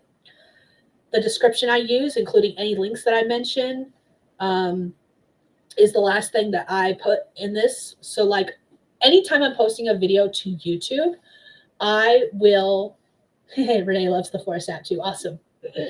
Anytime I'm posting a video to YouTube, I actually type the description in on Notion, and then I just copy and paste it from Notion to YouTube. When you know how when you post to YouTube, it pops up the description upload thing, and it asks you want to use for your description. I copy and paste my description that I created in Notion to YouTube. And then as far as like my templates go for vlogs, I don't have, yes, I do. I do have a vlog one. See, it just said vlog. Hook, that's a one sentence description. I always have the touch me in a non-physical way on every single video, live stream, anything. The actual description of the video. If I'm with vlogs, I don't ask questions, so I actually need to delete this from the template. But whether or not I have a question for people, any links I mention in the video, and then I always use the same 3 tags for vlogs. Author to actually should say, I think I changed these up, so I actually need to update this because I think I've changed up what I put for my hashtags for vlogs. And then I automatically have my books linked, my description of who I am, my PO box, email address, and my link tree. All of this is already in the template. All I have to do is update the hook, the description, and the question if I have one, as well as any links that are mentioned. And then I can copy and paste this directly from my Notion into YouTube anytime I post a vlog. So that is a lot of what I do as far as that goes. Upcoming videos, again, I've mentioned it multiple times. I plan out every video that I want to do. This is actually one I am working on actively. Literally all I have left to do, since I've been sick and I'm still coughing every once in a while, I haven't done it. All I need to do is do the voiceover recording because this one is done. I need to film my intro clip, my outro clip, and literally do the voiceover for all the graphics because this is one of those graphic heavy videos. But as far as like what kind of content, I don't think have I created the thumbnail for it and just haven't. I don't know if I've created the thumbnail. I might just have to upload it. It's going into 2025 videos whenever I post it. I don't know when that's going to be because, again, I've been coughing. The more I talk, the more I cough. This is one of those videos that's going to be like an hour long, so I haven't filmed it yet. As far as like video content goes, I've got, when we're looking at the template, you'll see this, but this is it filled in. Hook, topic, experience, previously on if it's part of a video series, which I did the last video series I think I did was when I was talking about all of the works I want to write, and publish. That's like a 5-part series where I went over every pen name, both past, previous, and future, past, current, and future. So like I had those links where I was like, this is what I last talked about kind of thing. The actual video content, this is what I mean by how I plan. It's literally some bullet points of things I want to touch on in the video that I can either get really chatty about or keep it real short and simple. And then my outro clip, a recap of what I actually talked about, what emoji I would like you to put when at the end of the video, if you watch all the way to the end. Hint, if you notice that same emoji is in the title itself, I have started doing that recently. Even if you don't watch the video all the way through, you can kind of guess what emoji you can put at the end of the video because it'll be in the title. I've just recently started doing that, and it's like a little thing that I'm like, hee hee hee hee. I wonder if anyone noticed.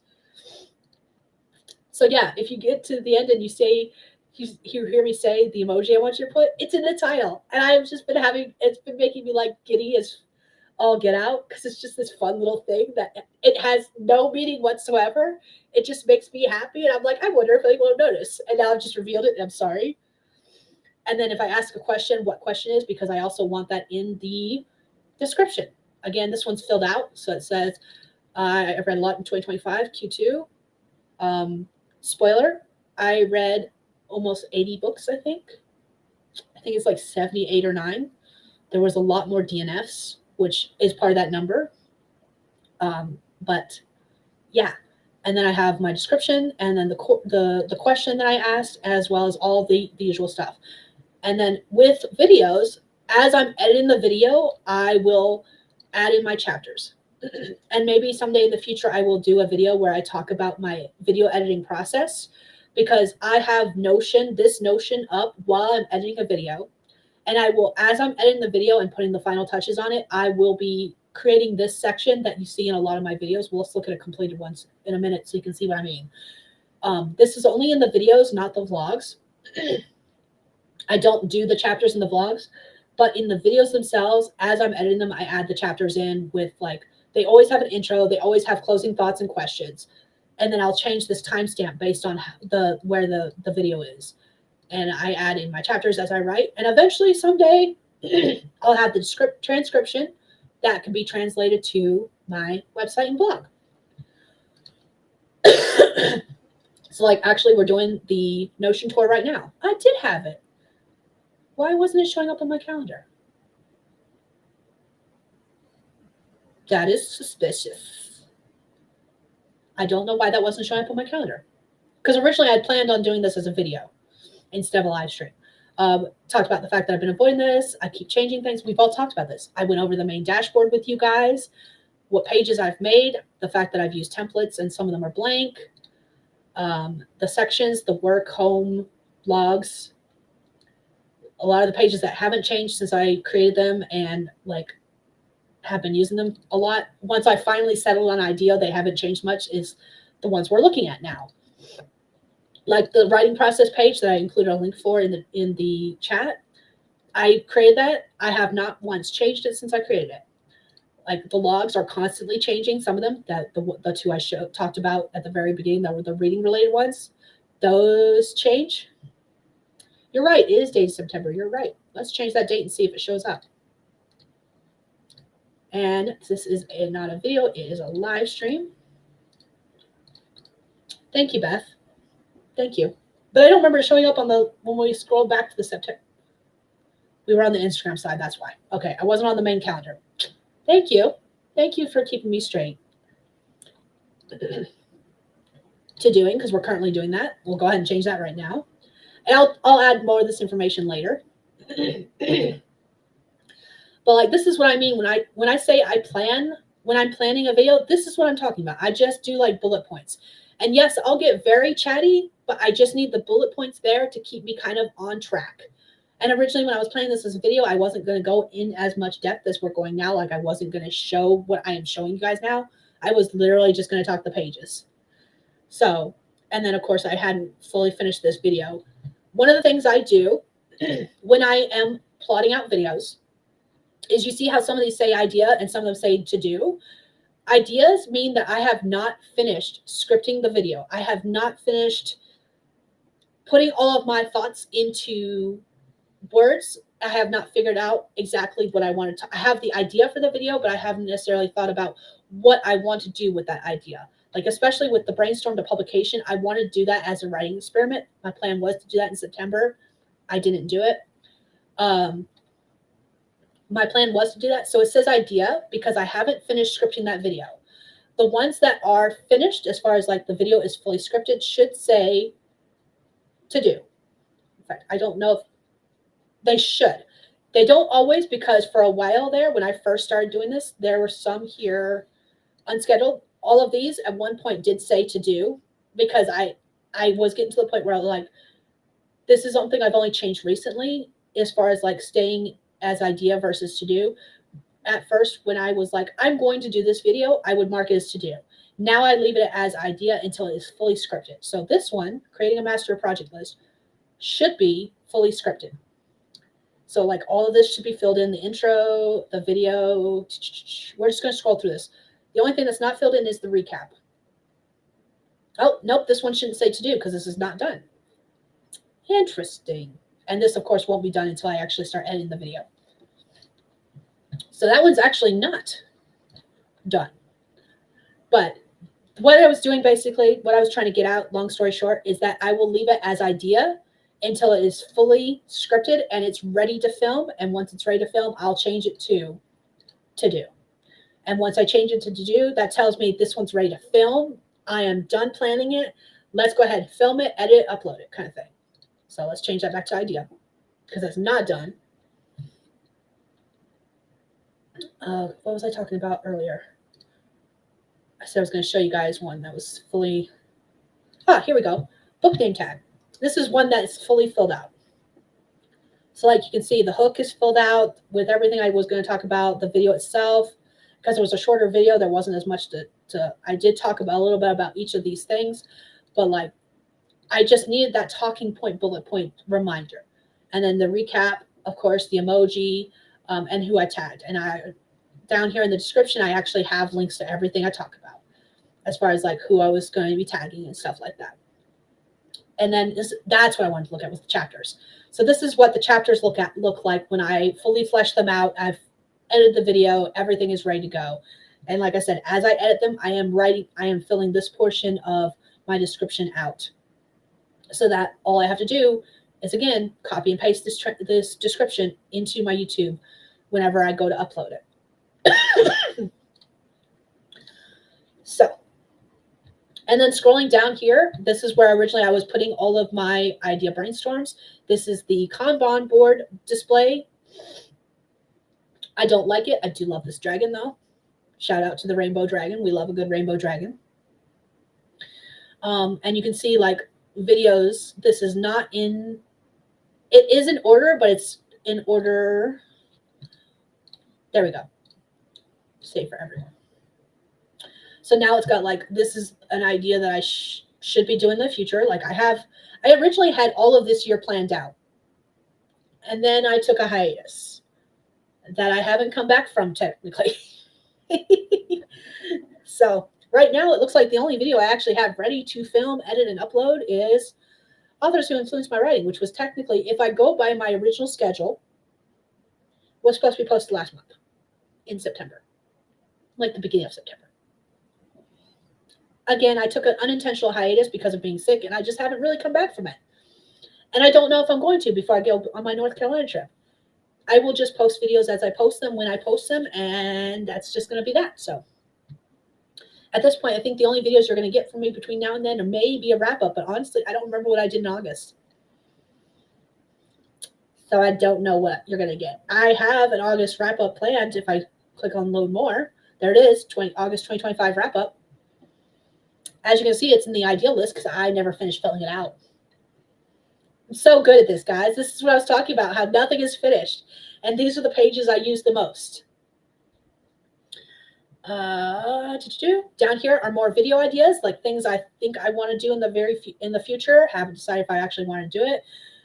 Some of these are links to other videos because, or like this one's, in this case, is a Facebook reel because someone else was talking about it. And I was like, ooh, I want to do a video about that.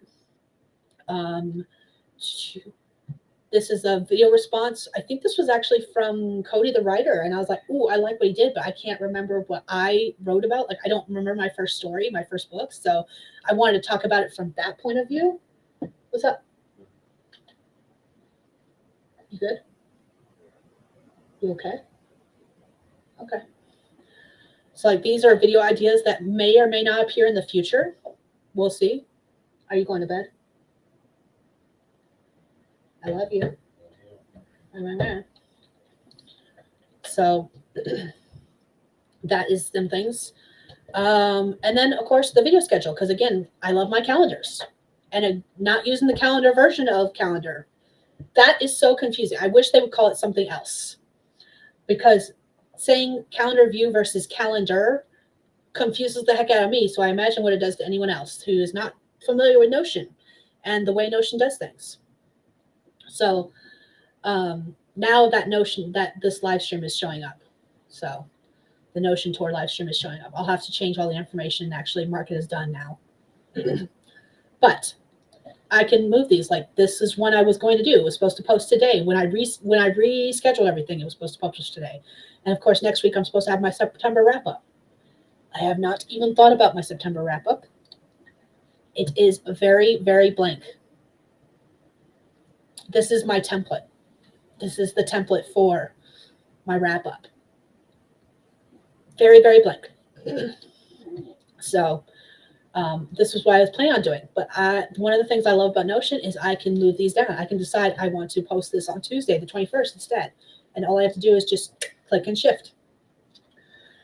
And this is why I like Notion. And you can switch. Like I said, I had videos planned throughout the rest of the year. Now, December's was up in the air because I was planning on doing Vlogmas. So I had like videos planned for every single day that I was going to film, edit, and upload and schedule in November. I haven't even filmed, edited, and uploaded the videos for the rest of this year, so I doubt I'm going to do that. We'll plan Vlogmas for next year, guys. And maybe one of these days we'll actually do what I say and actually film, edit, and upload before December. Who knows?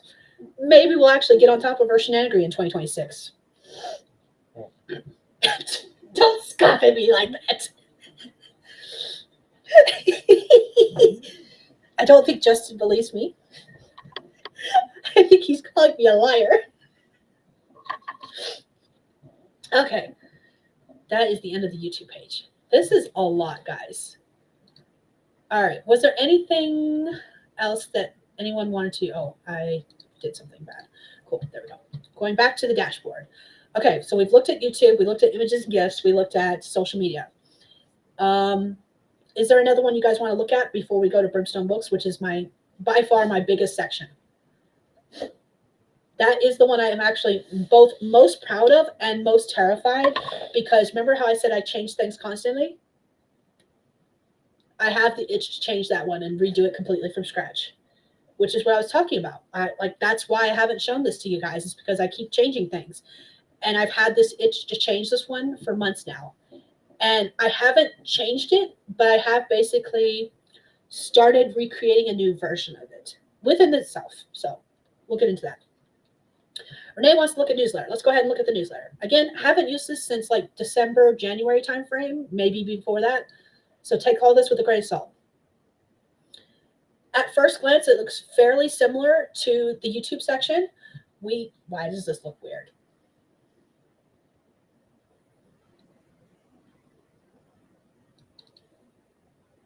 Not certain what that was about. Okay, anyways.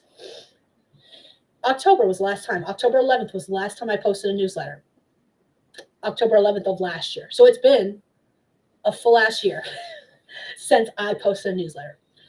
This looks very similar to what the YouTube looks like. It's the same stuff, content down here, what I was planning on posting in the different quarters, like things I could talk about. I used to do a 10K challenge, a 10K day challenge in January. I was doing the 85K 90 from January to March. I was thinking about doing like a 14-day romance challenge in February. I do, of course, do the 7-day book challenge in March, plus it's my birthday month. So like these were like topics and themes I could do for the different months, different quarters. That's the word I was looking for. And the months in the quarters. And of course, nano's not a thing. So you can tell when I created this, this was actually, I think I created this template right here back in 2022. I think that's when this was last updated. So like I didn't even do Camp Nano in 2022, which is why I don't know why this was, I think I included that because I was like, I don't know what we're doing in April. This is an idea we could do. Of course, I do the 7-day book challenge in June and September. There's short stories September in September. Jeez, say the September 20 million times. August 80K. Preptober and October, NaNoWriMo, which obviously isn't a thing anymore. Though I thought I saw something. Someone in the comments tell me if I'm wrong. Did I see something? I follow someone, I think her name is Christina Horner. She used to be very active with NaNoWriMo, and I thought I was just scanning Instagram earlier today to make sure I didn't have any like messages from people. I did. I read them. I'm caught up. I thought I saw something about a NaNoWriMo 2.0. Am I going crazy? Like, are they trying to bring Nano back? What the actual fuck? Like, don't get me wrong. I love the challenge itself. But if the organization is trying to make a comeback, I did not read it. So I like take what I say with a grain of salt. I don't know if I just like mistaken or if someone was like, I want to do my own version. I have no idea what I saw. No idea what I saw. I saw the words NaNoWriMo 2.0. That's all I saw before I was like, nope, can't deal with this right now. So like, correct me if I'm wrong, but is NaNoWriMo, the organization, trying to make a comeback? That's all I want to know. If anyone knows, let me know. Feel free. I'm all for the key. 20 Books Vegas was something I went to in 2018. Since then, they actually changed the name in 2024 to Author Nation. I probably, as much as I would love to go back to it, I probably will not. In 2018, the reason I could afford to go is because tickets were like $200. I think I paid $250 for the ticket for like 5 days, 6 days. The event itself was 6 days long with the author signing, the author book signing. I did not attend the book signing. I just went as like a guest. But the ticket for the event was like $250. I was like, for a 5-day, 6-day event, that is very doable. I can plan that in my budget, and I did, and I made it work. There was lots of hiccups, lots of things I still regret to this day. Not the point. However, since they have changed their name to Author Nation, it's been taken over by a different organizer. Nothing bad against them. I had a lovely conversation back with them back in 2018. Like, they know what they're doing. The price has quadrupled. It is now $800 for a ticket to attend a 6-day event. And while I'm not begrudging that, because they have added a lot of technical stuff, they've added a lot more sessions, they've added a lot more things, it is much larger. It's like twice the size it used to be. It draws in twice as many people. It's a lot more active. There is a lot going on. Oh boy. At this moment in time, I cannot justify an $800 ticket for a 6-day event. I could barely justify a $250 ticket back then in 2018, and I am more broke now than I was back then. And what he just said does not include gas, room and board, food. You want to know what I lived on for that week? I lived off of like 2 Subway sandwiches. I had half a sub every day because I did not have the budget for food. I was like, I will go to Walmart and I will buy a Subway sandwich and I will make it last, and I fucking did. Because I did not have money. I was very, very broke. And on my first day there, I was very lucky because I met up with some authors I'd been talking to off and on. And they were like, hey, come have dinner with us. Lots of new experiences that night because I tried vegan food for the first time. I had a vegan Doritos pizza. Very delicious. Highly recommend. I am not vegan. That was tasty. That's all I'll say about that. So it was like new people, new experiences. And luckily they loved me enough. They were like, we got you covered. We got your food. I was like, cool. Thank you very much. Because I am very broke. And this is very expensive. By the way, if you didn't know, it's obviously in Vegas with a name like 20 Books Vegas. Vegas is not cheap. My hotel is actually what broke me because the cost I had been told, the cost I had booked for was not what I was charged. I was charged twice that. And that's why I was very broke to have food money that I had actually saved up for food. It actually went towards my room. So fun stuff all around. Quick side tangent about that. And then, of course, in 2024, obviously I did update this because originally I was supposed to publish Hunter's Betrayal in 2024. If you did not know, that did not happen.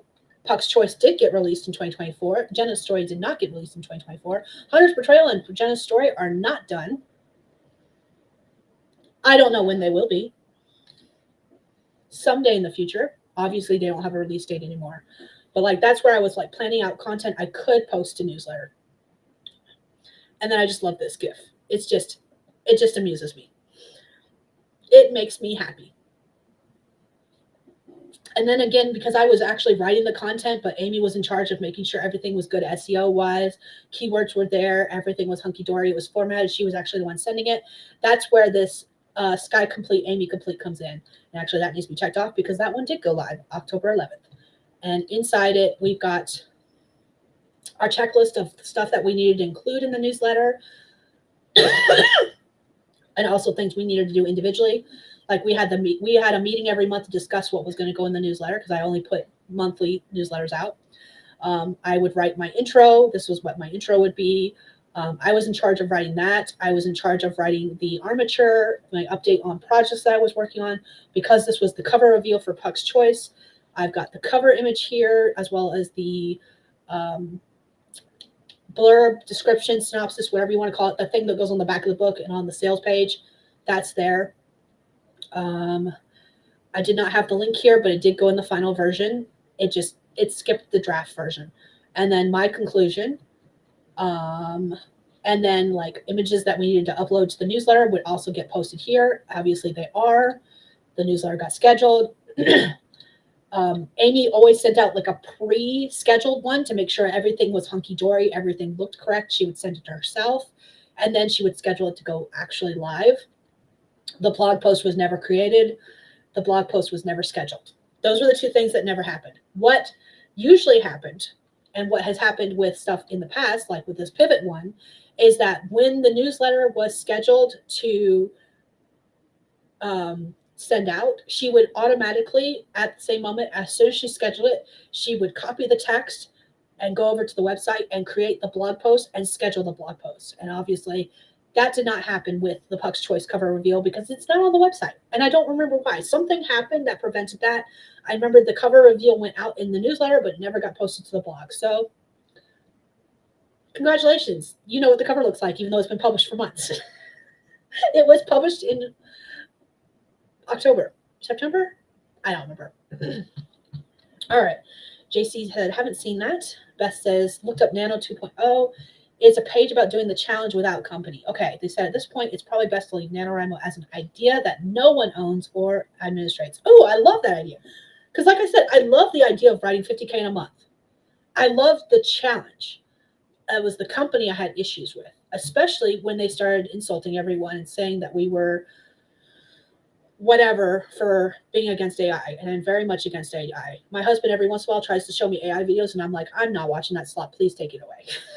Stop showing it to me, please. Please, for the love of all that's holy. Okay. So we've looked at brain dump. We've looked at social media. We've looked at newsletters. Meetings looks exactly the same way as newsletters. There's not much to see there. It literally, I'm pretty certain it looks the same way. Yeah, it's just a calendar. And because we haven't scheduled a meeting, and then there's the table version of the same thing. Haven't done any meetings lately, so there's nothing there to look at. But it's set up the same way as everything else so far. Okay, let's see what else. Okay, so brain dump, social media, meetings, newsletter, YouTube, gifts. Okay, let's look at websites. This is the last page we have to look at before we actually look at my favorite section that I mess with the most. So website, again, it's got that Kanban board of ideas of things we could do, of blog post ideas. We got some brainstorming of things we could do for blog post ideas. Again, I haven't been posting anything to blog posts, so the only thing that's been getting posted to the blog, and again, because I haven't sent out a newsletter, that hasn't been posted there, is newsletters. So, but again, got the calendar overview. I don't know what this means. I don't know why that's there. I think that's left over or something that got moved here accidentally. I don't know. So again, not much to see here. It's very simple. We got the Kanban board of things we need to do, want to do, stuff like that. I had some ideas for some blog posts for books I wanted to read. I wanted to do a reading review for a book a week, which I have read several times.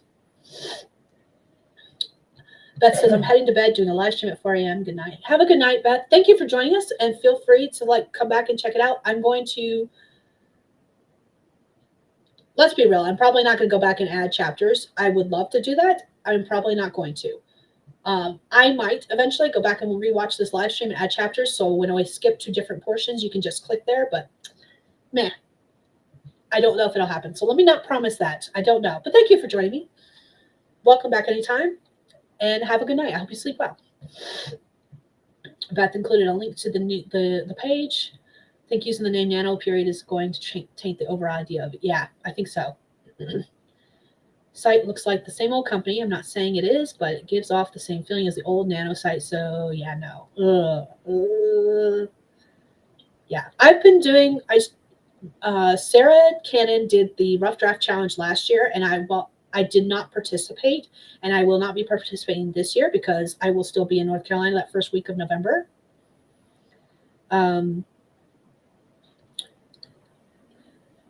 Beth, just remember the hour 40 minute, and that's probably when you can just basically pick up where we left off. Have a good night.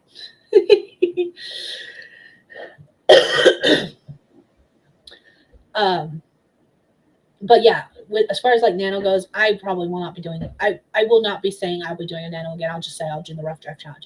I like the ability to like customize your goal with the Rough Draft Challenge. The fact that she has different tiers, and then she has a tier where you can make your own.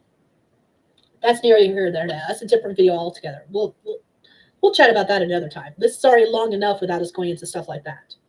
I have been chatting for almost 2 hours, guys. My voice is starting to hurt. So I am going to try my hardest to stick with this.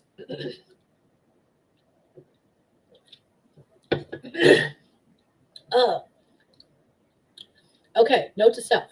When you do not film videos because your voice gets scratchy and coughing after a while, why in the world would you think it would be a smart idea to do a live stream with nothing but nonstop talking for God knows how long? This was like the worst idea ever.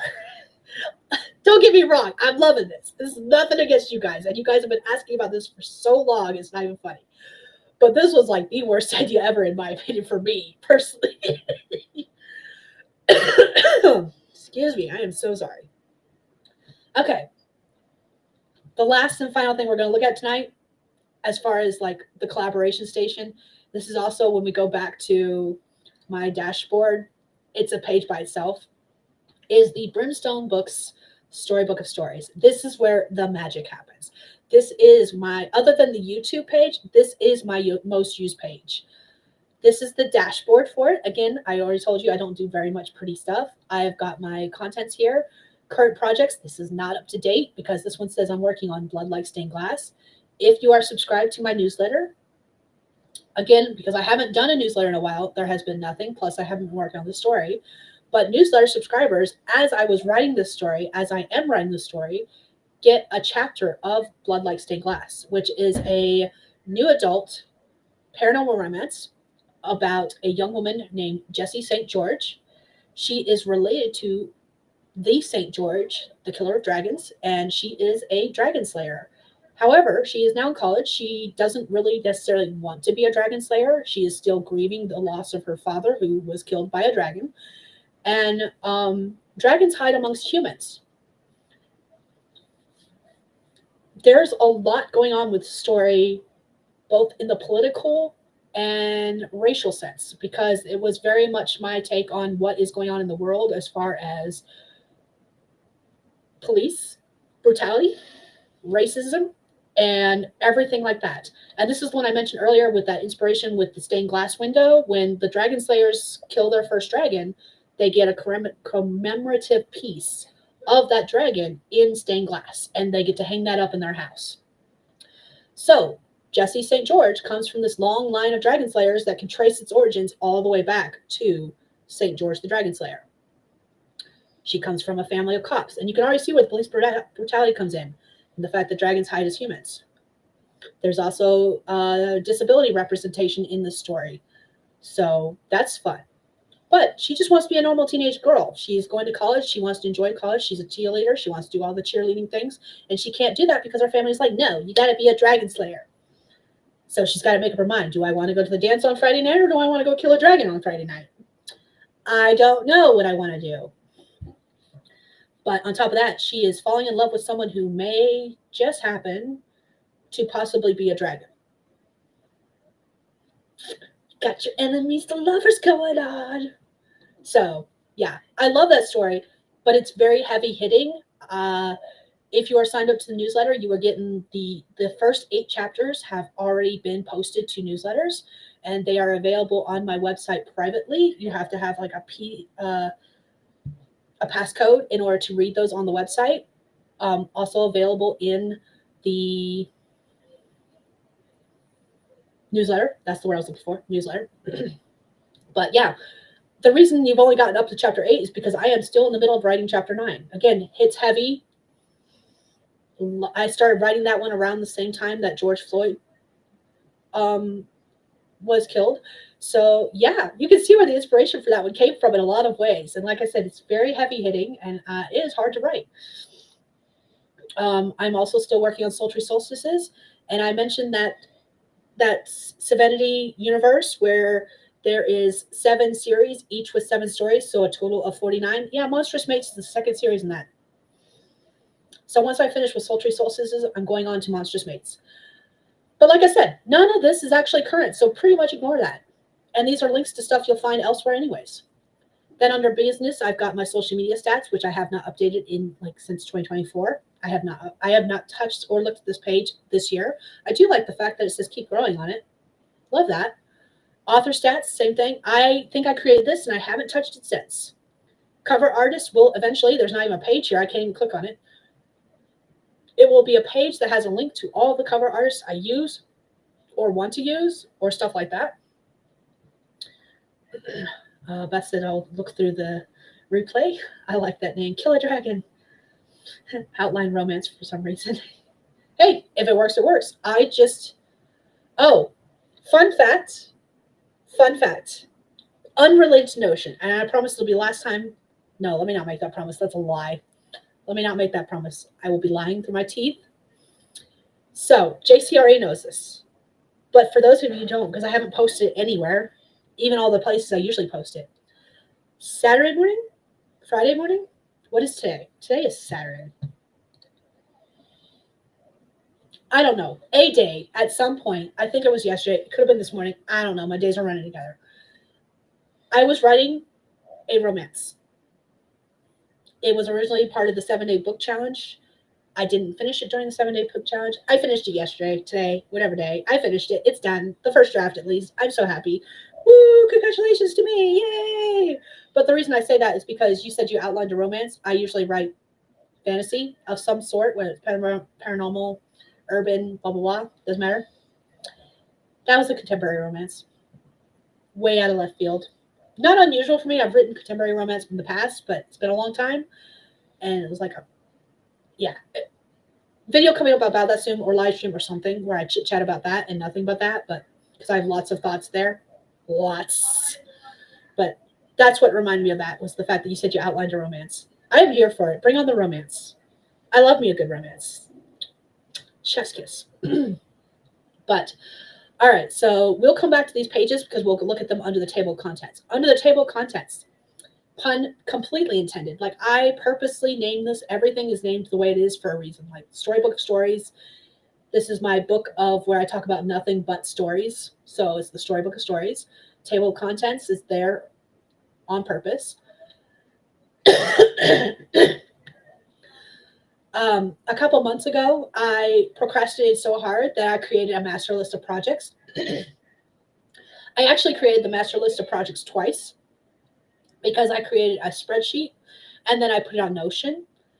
I have since added a few ideas to the spreadsheet that have not made it to Notion. So again, not up to date.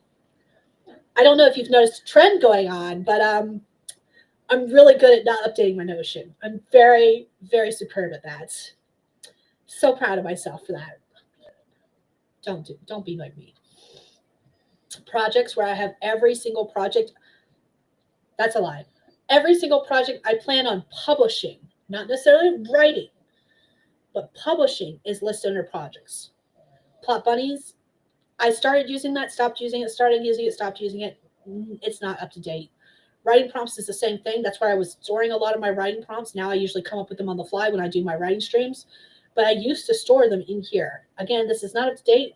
I'm pretty certain I've used all the writing prompts that are listed here in previous videos, or they're already going in my book that I'm going to be publishing hopefully next year. That's one of the projects I hope to publish next year. We'll see if it happens. It might be a 2027 project. I have lots of plans for that have not even started rolling forward yet, so more to come on that. And then writing journal, again, it was one of those things. I created it, started using it, didn't like the way it was working, created a spreadsheet instead. That works so much better, and I love it better. So not really using that. We'll go ahead and look at social media stats because, again, this is all for like last year. Oh, no, I did start using it. I used it in February of this year. I was just tracking numbers, like the number of followers on Instagram, on my Facebook author page, on YouTube, and newsletter. And again, I have not actually, nothing, this is not up to date. Haven't looked at it since. And that's literally all it is stats. And I was just putting in those numbers. That's all I was tracking on this page. I don't know why that is shrunk down. And I don't know why December. Oh, I wanted the December on here, the December 24, so I could compare the start of the year to the end of the year, like where I ended 2024 versus where I ended 2025 kind of thing.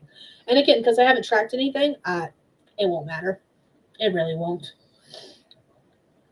Author stats, I haven't looked at this page in so long, I don't even know what it, okay. So, no idea what year this is for because I didn't write that down, but I'm pretty certain this is supposed to be for 2024. So, which means I started using it.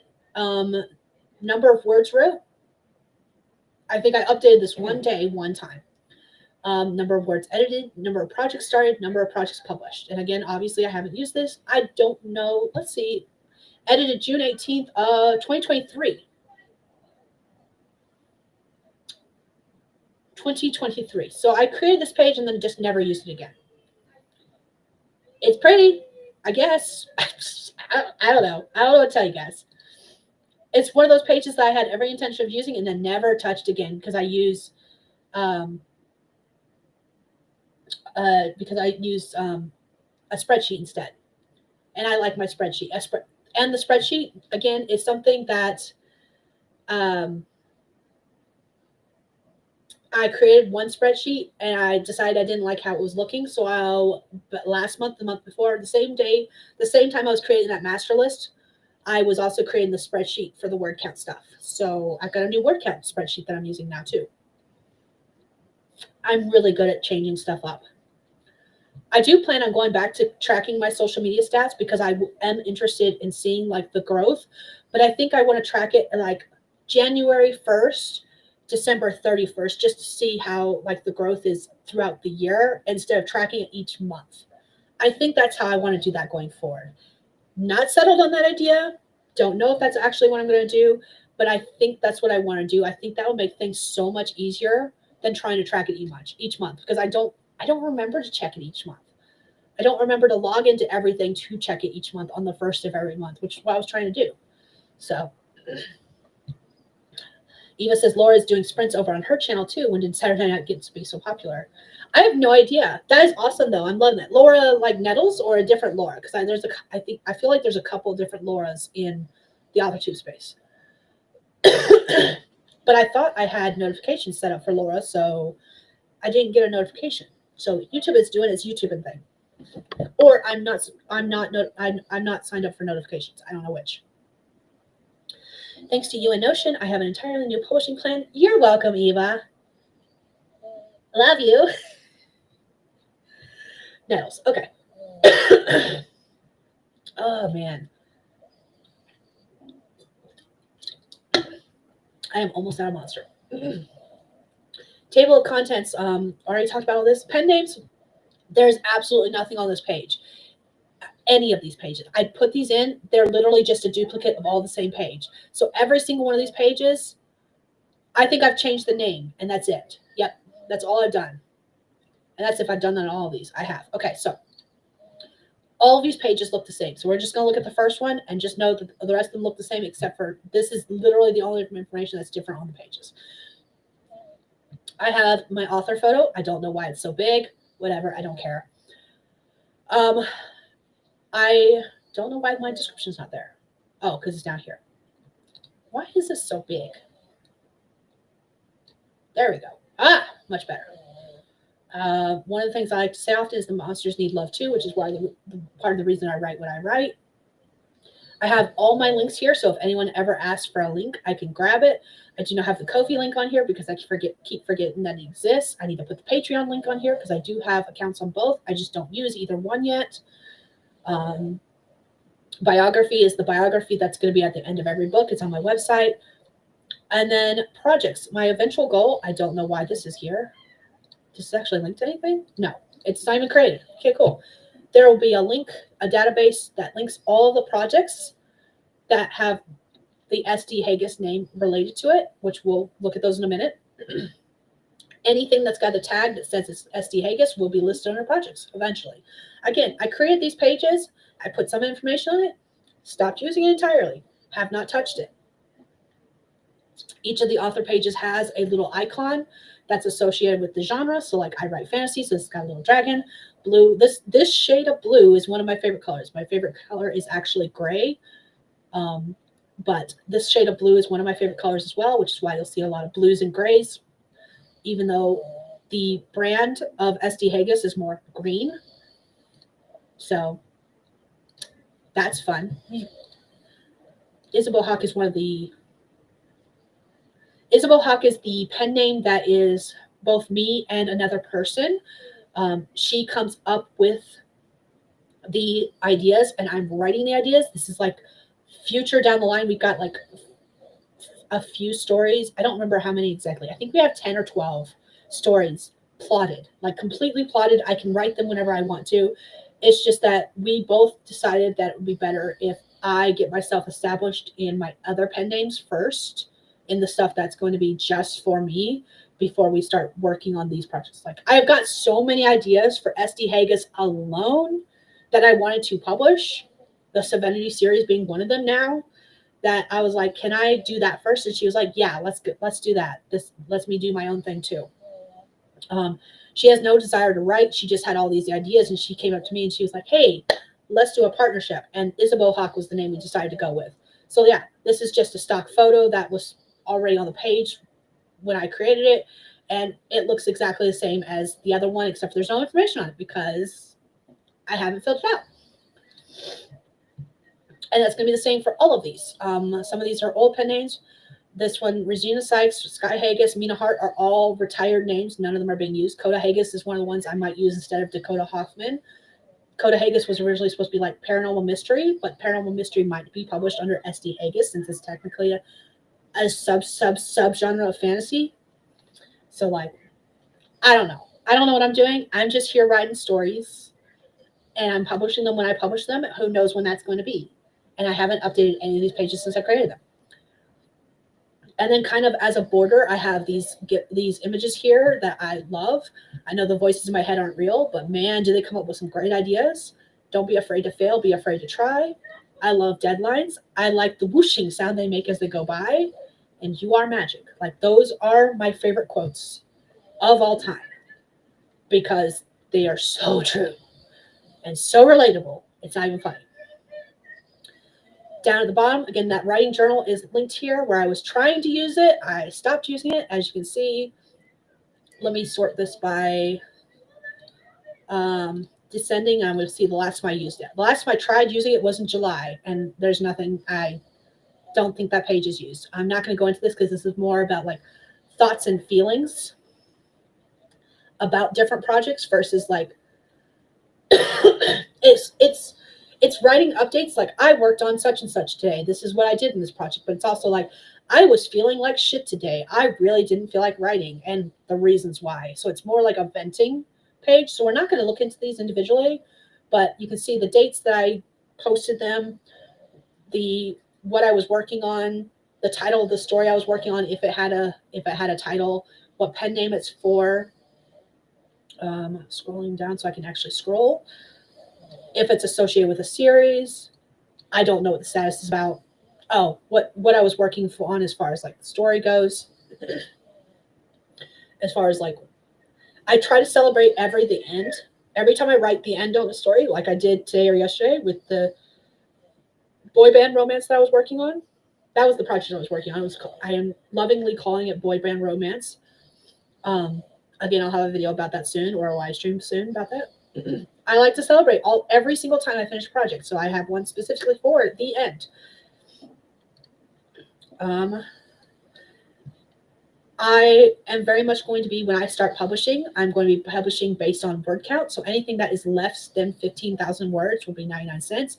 Anything in the 15,000 to 30K range will be $2.99, and then so on and so forth. Anything that's an omnibus or collection will be $9.99, possibly more, depending on like what. This is for ebook costs, not paperback. Paperback's going to be dependent on page counts. So like that's going to be something different. This is ebook only. Published works, I was trying to keep a tracker of like how many works I have currently got published, whether they're in an anthology or individually. And that includes works that are not. I'm sorry if you can hear him snoring in the background. He is asleep. So I'm in my bedroom. What can you do? So eventually he and the dog will compete with each other. And Ogre is behind me. So yes, you might hear them both snoring at some point. Can't see Ogre. My name is hiding him. But yeah, I was trying to keep track of that. I don't even know if it's accurate because I don't remember when I last updated it. I don't remember if I updated it before or after Pup was published. Could I look it up? Yes. Am I going to right now? Absolutely not. All right. Let's see. I've always wanted a lot of pen names, something from elementary school whimsy. I don't know. My thought process was that not everyone, I tend to write. Okay, so my fantasy stuff, all subgenres, tends to be very much heavy on the violence, heavy on the cursing, very low, very, very low on the spice. If there's any spice at all, which usually I do not enjoy writing spice. It makes me very uncomfortable. I don't mind reading it. I don't like reading a lot of it, but I don't mind reading it. I do not like writing it at all. It makes my skin crawl in ways I cannot explain. And a lot of that is leftover trauma, whatever, PTSD, whatever you want to call it, from my ghostwriting days when I was writing nothing but very barely legal smut for 2 or 3 clients. And they paid me very well to write this barely legal smut.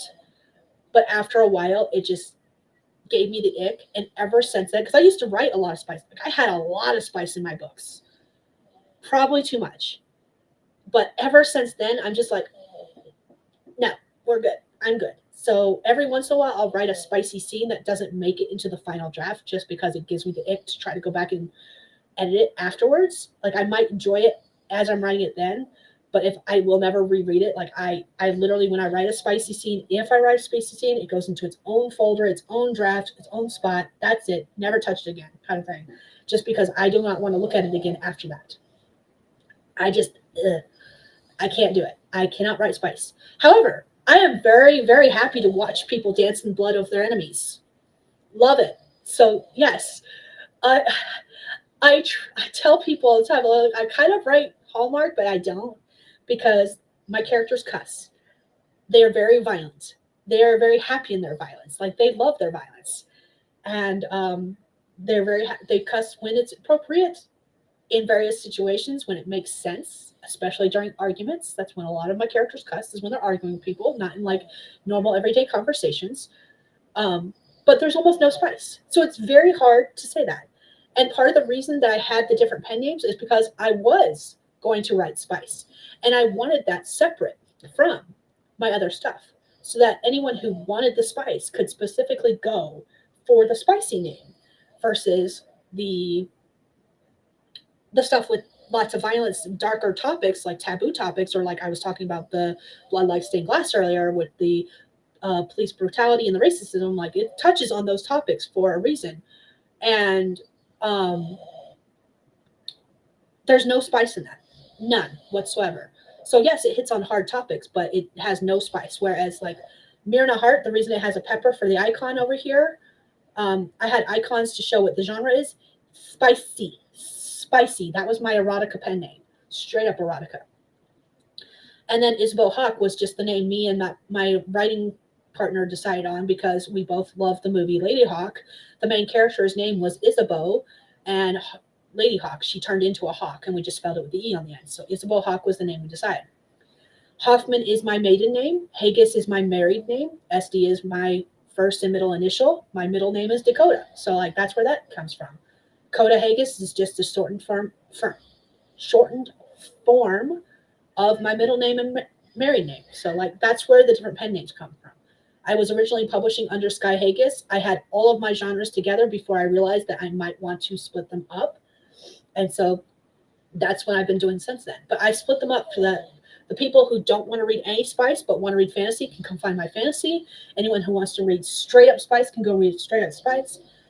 Of course, me and my collab partner, my writing partner, are going to have our own stuff. It's going to be Red String of Fate kind of contemporary romance with like the only magicalism about it is the Red String of Fate. Like they're all part of that alternate universe where there is the Red String of Fate theory. All of them are like that. They are all revolving around that idea. And then the Dakota Hoffman is my sweet contemporary romance. I was like, I had a brain fart there. So like that's what the different pen names are for and why there's so many. So there's retired pen names or pen names that I thought I was going to do but may not do. Plus, and then Skye D. Haggis is going to be nonfiction. So like the writing prompt book will be under Skye D. Haggis. Now I'm having trouble clearing my throat. All right, looking at the individual pages, this one is got a lot of information on it, but we're not going to look at all the information. As you can see here, there is 578 projects listed here, and I don't think this is accurate. This is not up to date. I had one repeat twice somewhere in this list, and I haven't updated it and corrected it. So the reason there's so many, before you freak out, yes, it says 578.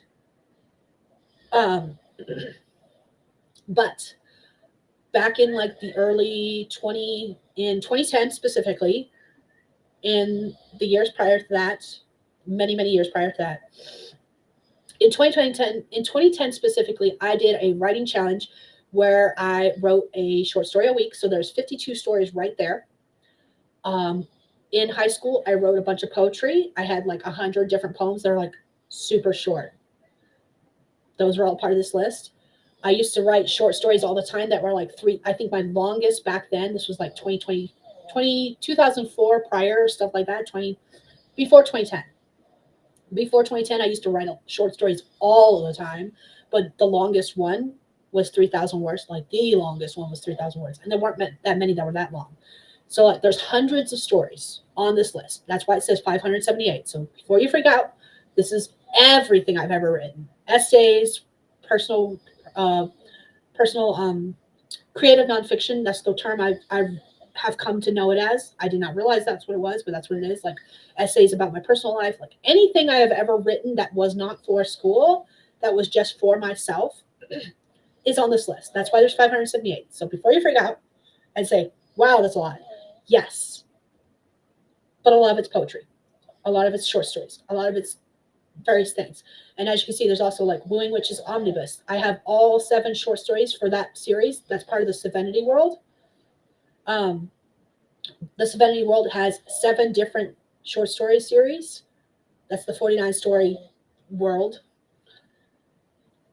There's a lot, and it's okay. It's okay. I write the title of what I'm calling it. It's not necessarily going to be the official name of it, like Cowboy Romance 2. I thought I only had 1 cowboy romance plotted out. I have 2. If it's part of a series, I have that listed here, or if it's part of a collection, I have that listed here. What number it is in the series. If it's part of the universe that started with the Serenity series, I got that on here. What year I came up with the idea, not what year it was published, what year I came up with the idea. So like if we reverse the order of this, why are we highlighting? This dates back to 2002. That's the oldest story on this list. And And then I have a one sentence description of the story. If it's a novel, the short stories do not necessarily have a one sentence description. The poets do not have a one sentence description. So stuff like that. That is what's on this list. And I am not going to load more because the more I load it, the slower this page gets because it's just so much information. For those who are wondering, yes, Notion is free. There is a free version. However, and this is what I'm going to caveat this with, I used a paid version. I used the paid version because I have used up so much space with just one of these pages that they were like, you can't create anymore. And I was like, I'll pay you so I can create more. I do not have access to all of this information without a paid version. And the paid version is not cheap. It is not expensive, but for like people on a budget, and I keep saying I'm broke, this is one of the reasons I'm broke. This is not cheap. I think I pay, currently I'm on a monthly plan because I couldn't afford the annual when it came back up time to renew. I would prefer to be on the annual because the annual is cheaper. It is, I paid I don't know which version I have, but I pay $12 a month for it. I know that because it just renewed like yesterday, because it renews like the second or third of the month every month. So I have a paid version. I pay $12 a month for everything, and I pay that much just so I could have the space to post because I do not have enough space otherwise, because I have a lot of different pages. I mean, I have 578 right here alone. I have a lot of images. You guys have seen everything I post pictures to just on that picture page alone, plus all the thumbnails. All of these pages have, not these pages, but there's another section that has pictures for everything that's listed. Stuff like that. So that is the projects, individual projects. And then below that, I have a master list of series. And in this one, I have like the status of that series, what that series is at. Like A Love Like This is actually one of those pen name projects under for Isabeau Hawk. I have the title of the series, the amount of books that are meant to be in that series. This is one of those short story series. There's 12 short stories planned for that one. 3 of those short stories are written. They have not been edited, and I'm working on, no, 4 of those stories have been written, not 3. So I'm slowly working my way through that. What pen name it's under, the publisher, because especially like Days of Stars was before I created my publishing company. That was the poetry collection. That's why it says complete. It used to be published. It was actually under, not listed. Okay, that's why. It was under Skye Haggis. There we go. Now it has one. And since it's no longer published anymore, that's why that is there. Poetry. There we go. It's not part of a universe, but I've got all of my series listed here. I actually need to possibly in the future, not anytime soon. JC, if you're still watching, shut up. I am not making that book a series. The boy band romance is not going to be a series. I am determined. It is a standalone. JC has been trying to convince me. She's been like, "Oh, you set it up for a series, eh?" And she's like, "You could start writing the sequel." I'm like, "No. This was supposed to be a one-off fun project, not a series." So I am determined. I am not going to be adding it as a series. I am not, JC, not setting it up as a series. Maybe someday it'll be added as a series. So that is that page. And remember how I said I kind of am like redoing some of the pages? I'm sorry, what did I do? You've been trying to convince me to do the boy band romance as a series. Like you straight up told me yesterday I could work on the sequel of it. I'm like, no, I refuse. Sounds like a series. No, it's not. No. You all are terrible influences. I do not love you for it, but I love you all to death. You guys are amazing. Also, Renee, I'm not ignoring your question. I was just trying to get through that page first. Renee asks, I don't want to sound like a dumb question. No question is a dumb question. Not in my opinion, at least. Do I have a brand for each pen name? The answer to that is no. When I get to the point where I'm publishing under other pen names, I will straight up say, at the beginning of my videos, I say that my name is Skye. I'm a fantasy author who typically writes paranormal romance under the name S.D. Haggis. when I have other works published under other names, I will also add a caveat. Let's say Isabel Hawk is the next one I publish under, or like the boy band romance. If I decide to publish it, I'm looking at you, JC. This is supposed to be a fun project. It is not to be published. Stop trying to convince me otherwise. Let's be real. It probably will get published someday, but that's not the point. If I keep telling myself it was a fun project, I think that's why I was able to write it as fast as I was. Again, video upcoming about that because I have thoughts and feelings. Anyways, the whole point of that was that I will add something onto the end that says, and if you happen to like this genre, I also have XYZ books published under XYZ name. Like I'll add something onto my intro and outro once I have books published under those names. I have no intention of hiding any of my pen names. That is just too much work. I have no intention of having social media websites for those pen names. As far as branding goes, I do want, like, I have colors associated with different pen names. Isabel Hawk is because it's dealing with the red string of fate, in my mind, it's red. It's supposed to be red, but it's actually more like a soft pink, like, because they're sweet romances still. So, like, the colors associated with that are like a soft pink. Dakota Hoffman is my contemporary romances with no spice, but again, could have a lot of violence. So that's more red. I might have branding as far as like the logos and stuff like that. But as far as like social media websites, stuff like that, no.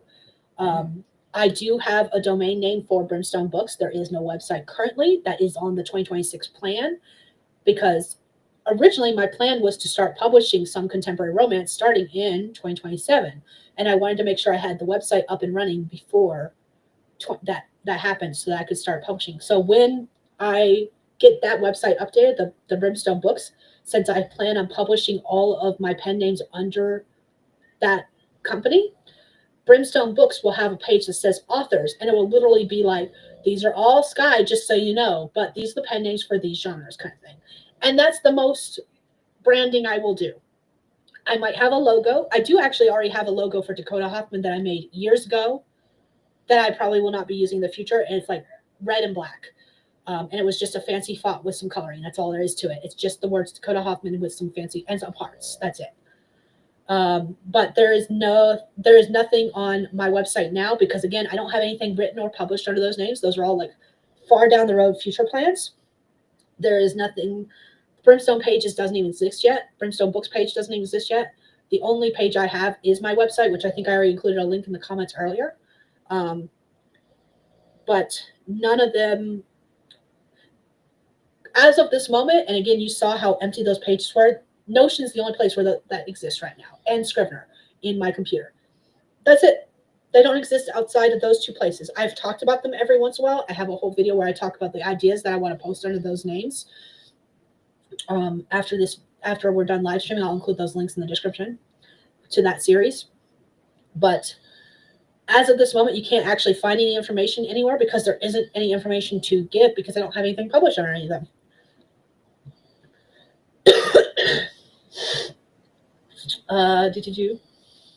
Sounds like a serious topic. JC was not trying to convince you to do anything other than what you already were planning to do. Shh. JC, I'm trying to convince myself. And you are encouraging me to do something that I am trying to convince myself not to do. Come on, Skye, boy band. Right? Like, I set it up. Were you not the one who said you already came up with a sequel? I have it set up so that I could do a sequel. I have mentions of other couples. I was even telling my daughter this. I was bringing her home from her volleyball game, and I was like, I have it set up so that I could do an entire series where every single member of the band gets together with someone.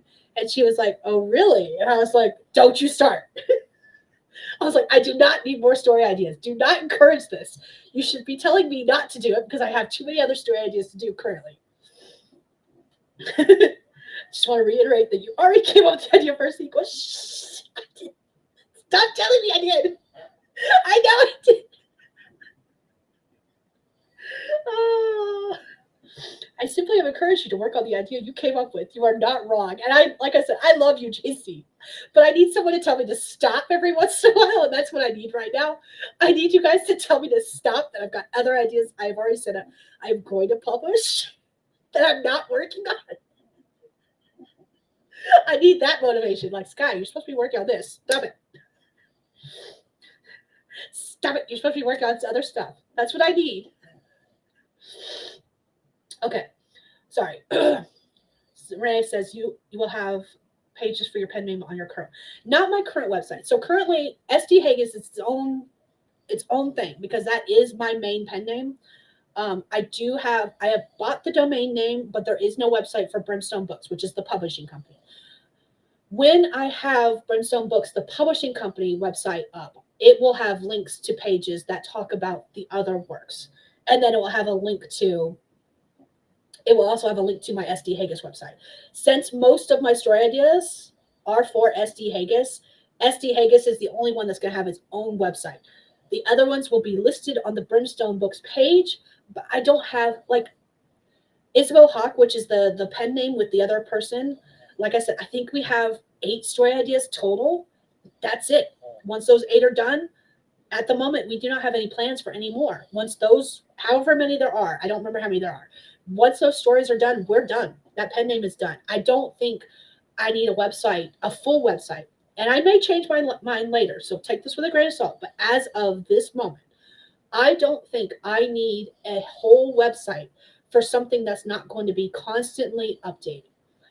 SD Haggis, I will always, because I'm always coming up with fantasy ideas, whether it's in urban fantasy, paranormal romance, romantic fantasy.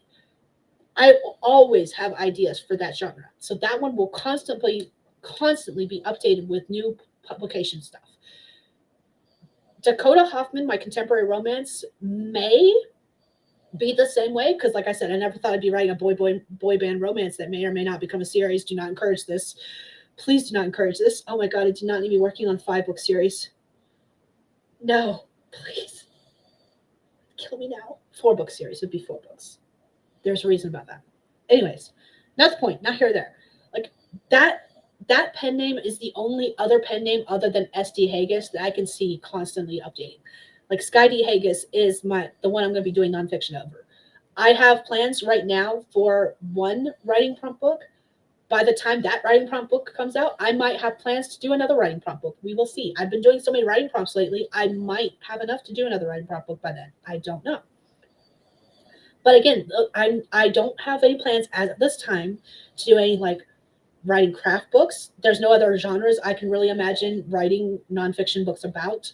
So like, there's not going to be constantly stuff being published under those pen names. So I don't want to create a whole website, a whole social media, a whole anything for those pen names. I'd rather have them just under the Brimstone Books umbrella. So when Brimstone Books becomes a website, there will be a page that says authors, because my eventual goal is to publish other authors too. But again, this is a whole other video topic probably, and we're going a little off script with this, but I wanted to touch on this a little bit since you asked. My eventual plan with Brimstone Books is I want to publish quarterly anthologies where the royalties go straight to different charities and organizations. Like I have 4 anthology ideas already planned. I know the prompt that's going to be for each book. I have a cover artist picked out for each book. I have the funds set aside for each book. It's just a matter of getting everything set up with the charities that I want to donate those proceeds to. That's where I was looking for, proceeds. Like eventually I want to do anthologies, charity anthologies. I would like to eventually get to the point where if someone wants to publish and they just don't want to handle the back end of things, I want to be able to publish other authors under Brimstone Books.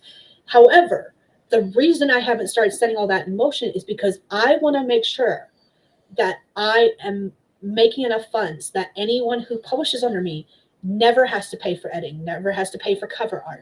I want to make sure that if I am publishing other authors, whether part of the charity anthologies or not, I have enough funds to pay those authors, because I do not want to be a vanity publisher. I do not want to be a vanity publisher.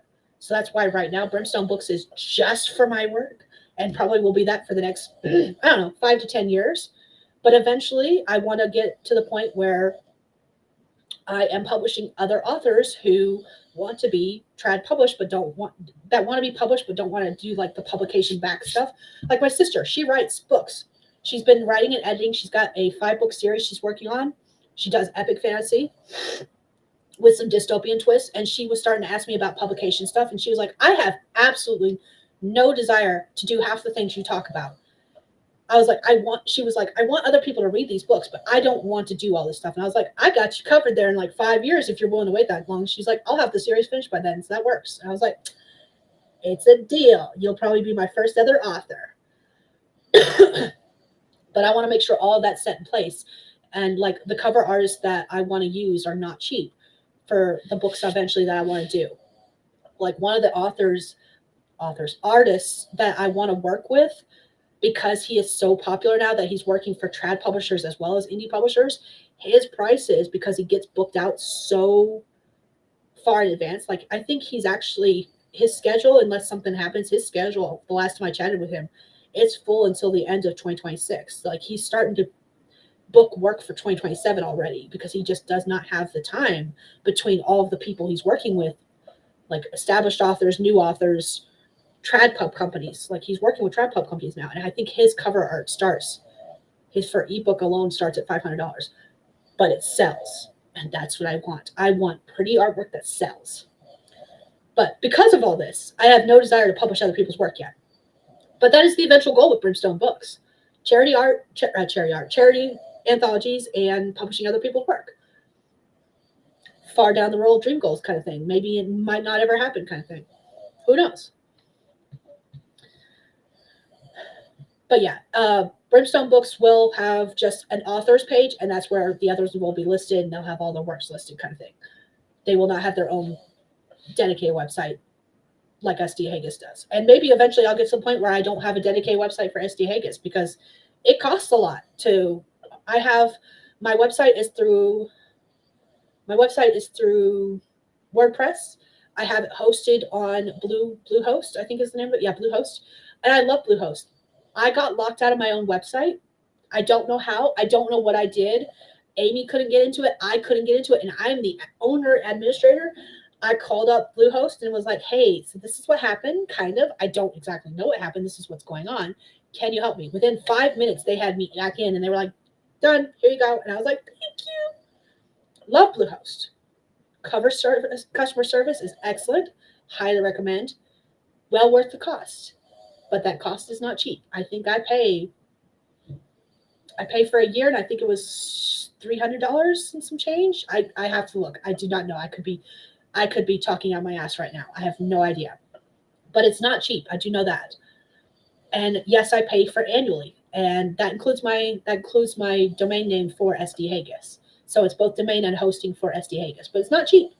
So I might even get to the point where I'm like, I just want Brimstone Books and move everything over to Brimstone Books. I don't know. We're not there yet. Since SD Haggis is the only one that's got anything published, and I created the SD Haggis name and website before I thought about creating the Brimstone Books publishing company. That's why it's got a website and Brimstone Books doesn't. That may change. So Renee says, I have ideas for contemporary romance, but also romantasy things. Could I brand them together, or will I need a pen name? That is 100% up to you. There is an author I follow. She writes contemporary romance that's sweet. She writes contemporary romance that's spicy. She writes urban fantasy. She writes paranormal romance. She has recently dabbled in reverse harem, which, if you don't know what reverse harem is, it's one woman, a bunch of guys. And she's got both spicy and sweet. She's started diving into Omegaverse, which is not my thing. I've read a couple, not my thing at all. And she publishes all of that under one name. So, and then there's other authors I follow who every single subgenre has a different pen name. Like there's one author I follow that her newsletter subscribers know all of her pen names. I don't think she reveals publicly all of her pen names, but like she's got contemporary romance under one pen name. She's got urban fantasy under one pen name. She's got paranormal romance under another pen name. She's got regular straight up fantasy under another pen name. She's got a pen name for spicy romance, which she doesn't write a lot of, but she does do it every once in a while. Like she has 7 or 8 different pen names. And when a pen name stops selling well, she actually creates a new pen name, even if it's the same genre, just to bring in new readers. And again, her newsletter subscribers, her Patreon members all know about all of the pen names. And she'll say that she's retiring one pen name and bringing in this new pen name for the same genre. I don't know the logistics of why she does that. I don't pretend to understand it. I just know it's a thing. So it's one of those things that is going to be 100% completely up to you. I know that I wanted to keep them separate. However, I don't want to keep up with social media. That's why I am like, I do not care if you know about them, and why like I've got them on display here. This is all of the pen names that I eventually, 3 of them are retired. Marina Hart, Skye Haggis, Regina Sykes are all retired completely, 100%. They are not being used again. But Coda Haggis, I may or may not use. It might, all the work, I've got one series of 13 books planned in that for that pen name. I may, it's Paranormal Cozy Mystery. I may publish that under SD Haggis, just so I don't have to worry about creating another pen name. I might decide that Dakota Hoffman, I might decide that even though legally I actually cannot do that. I was getting ready to say that I might publish those all, since it's the same genre, I might publish them under Isabel Hawk. But because Isabel Hawk is actually with another author and we split those royalties, I can't do that. So never mind. I will always have at least 4 pen names. Because I will have all of my fantasy, no matter the subgenre, will be under SD Haggis. Isabel Hawk is that pen name with the other person. Cannot, unless we decide not to ever publish those works, I will always have at least those 2. Contemporary romance, I will probably put under Dakota Hoffman. And then I want my nonfiction under a separate pen name as well. So like, I will always have at least 4 pen names, even if I don't do the Cozy Mystery and I put the Cozy Mystery, the Cozy Paranormal Mystery under SD Haggis. I will always have at least 4 pen names because I want to keep those genres separate. And anytime you work with a co-author, unless you're using, like, say I wrote, like she didn't want her name on the book. That's why we decided to go with a shared name, like the same thing that Ilona Andrews does. For those who don't know, Ilona Andrews is a urban fantasy author. It's actually a husband and wife team who publish under the name Ilona Andrews. So that's for anyone who doesn't understand. But they decided to, both of them together, work under one name versus putting 2 separate names on the book. She didn't want her name on the books at all. So that's why we decided to come up with a pen name. So if you're working with someone in a situation like that, you will always have at least 2 pen names because you'll have that shared pen name for both of you. Or if you are in a situation where both of your names are on the book, you could use the same name. So like if I was posting, if she did want her name on the book, I could technically either, since they're contemporary, I could publish them as Dakota Hoffman. But since she doesn't want her name on the book, we came up with a whole new name that's both of us together, basically. And there is that right there. And JC says, I'm just having the 2, JC Carpenter, and the other one that will remain a secret. That's perfectly fine. And if you don't want to tell people, I know Natalia Lee just recently released her pen name. I think she's been publishing under that pen name for like a year and a half, 2 years. And while some people had figured it out, I can tell you this right now. I don't read enough of her work that I never, and plus I'm not generally in those circles, I never would have figured it out on my own. I enjoy her videos. Her genres are not technically for me. They're not usually stuff I read. Usually. I have read some now. So like if she hadn't announced it, I never would have known. And I would not have gone searching for it either. But to me, for me personally, again, this goes back to the fact that whether you or not you publish under a pen name, whether or not you tell people that pen name is completely 100% up to you, what works for you. If it's easier to publish everything under one name, great, go for it. If you want to have multiple pen names, or like in the case with me with that other author, we have to have a pen name because she doesn't want her name associated with them. In something like that, up to you. Up to you and what you want to do. If I know some people who publish under multiple names who have different social media, websites, the whole 9 yards for every single pen name they publish under. I do not have the time, energy, or brain capacity for that, which is why I'm like, here's the pen names I'll be writing under. This is what's published under that name. If you want to check it out, you can. If you don't, that's fine too. No skin off my back. I'm just letting you know it exists, kind of thing. Oops, sorry, Jester. I did not know you were right below my feet. So yeah, 100% going to be up to you what you want to do. I have no thoughts or opinions because that is strictly personal. If you told me I had to create social media to publish my works, to publish each of the pen names. Like if I absolutely had to have social media for every single pen name, I can tell you right now, I would have 2 pen names. I would have SD Haggis, which everything would go under, and Isabel Hawk, which would be for my co-writer and me. Like that's literally the only 2 pen names I would have because I hate having social media. I don't even use social media now for SD Haggis. Why the hell would I do it for 1, 2, 3, 4, 5, 6, 7, 8? 1, 2, 3, 4, 5 different pen names. No, I do not have the time, energy, or brain capacity for that. No, thank you. No. So, yeah, that's why I am doing it the way I'm doing it, why I'm very open. This is the pen names. This is what will be under those pen names.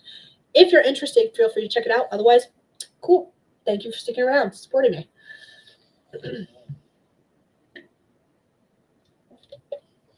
I'm staying hydrated, JC. We've been talking for a while. Like we are on hour number 2, 2.5. And I am still like, even though I'm not sick, I am still coughing after talking a lot. So, and this stream has been nothing but talking. Fun stuff. 2 years and I already had it figured out.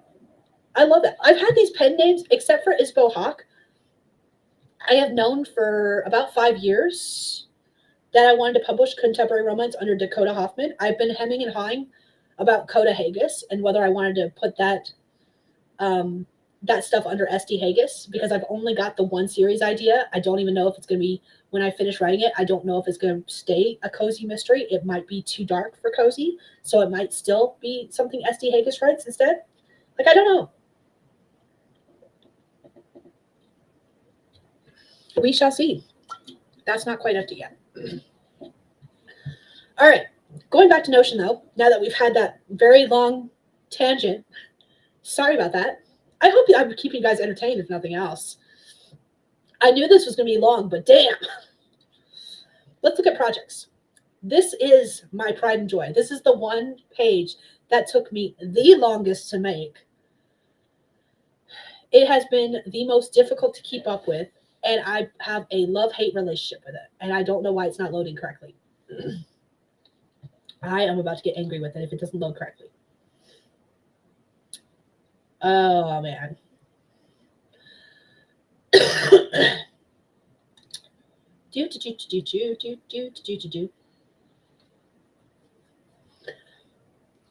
Okay, it's just giving me a spinning wheel. There are supposed to be images on this page, and it loaded the GIFs, but it's not loading the... There's supposed to be images in each of these. Okay, while it loads, all of my pages have some kind of header and usually a moving GIF. Let's see, this one, Brimstone Books is the exception. It just has this foresty because a lot of my stories take place in forests because that is my desire. And I love a good rainy day, so I have this rainy day GIF right here. I love a good rainy day. Why won't this load? Oh, this is going to annoy me so much. Remember how I said I have too much? Those examples. When there's too much on a page, it just stops loading. So maybe when I click on one, it'll load, but I have the project separated by series.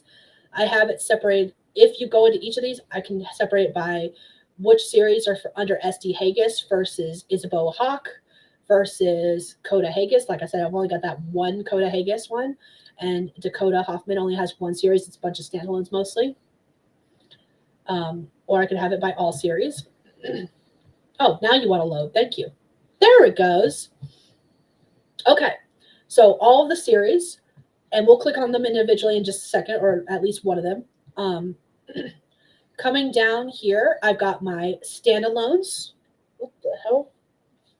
Just felt like a bug was crawling on me, sorry. And again, I've got it set up with novels and novellas. I've got all novels and novellas. Anything that's under SD Haggis. Dakota Hoffman, Isabel Hawk. I don't know why I have it twice. Not quite certain about that. And Coda Haggis.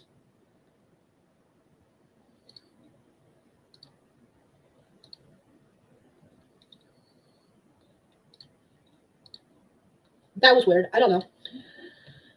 Renee says it's 1 a.m. here. I'm going to have to watch the rest in the replay. We are sitting at hour number 2 hours and 40 minutes almost. Just 2 hours and 39 minutes. if that helps you figure out where you want to start your replay at. But thank you for joining me, Renee. If you have any questions when you're watching the replay, feel free to drop them in the comments, and I will respond in the comments, I guess. But thank you for being here. Loved having you around. Let's see. Standalones. I've only got the one nonfiction book. That's the writing prompt book that I talk about every once in a while. These are any anthologies I've been a part of since starting SD Haggis, since starting this Notion. So those are the only two that are listed. I've got my collections. I've got 3 planned currently. And then I was starting to keep a tracker of my short stories and then decided I did not like that. So feel free to ignore this. It's not up to date. It's not accurate. None of them are listed here except for the ones that you see here that are part of, I've got quite a few here actually. Most of the ones that are listed here were ones that in old anthologies that are no longer published. Okay. And we'll get into what the colors mean in a minute. Actually, we'll get into that with these, actually. So we can do that with this. So right here, you can see this one collection is called you ready to go to bed, kiddo? Do I need to turn off my camera or are you good? Okay. Give me a second. I need to say goodnight to the kiddo.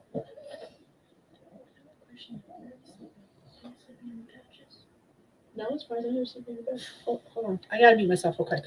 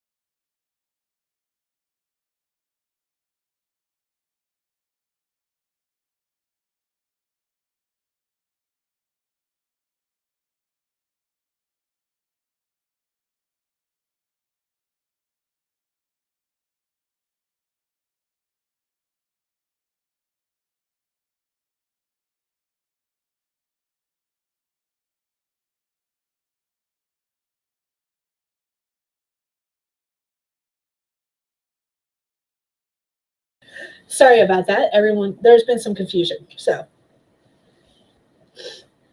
JC says goodnight, kiddo. Night. Okay. So, how do I want to do this? Do we want to work at the short story? Let's go. Let's just scroll back up to the top. It'll be much easier, in my opinion. So, looking at series.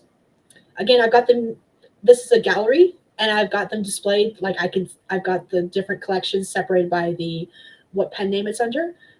We're going to just look at them. We're going to look at SD Haggis because that's. Let's look at my pride and joy right now. Right now I've been working on the sultry solstices. Okay, now please ignore the banner. These are not the covers. Back before, I've been very open about my hatred of AI, and so I need to caveat this with this. These are AI mock pictures. The reason I did the AI mock pictures was for a visual for Amy.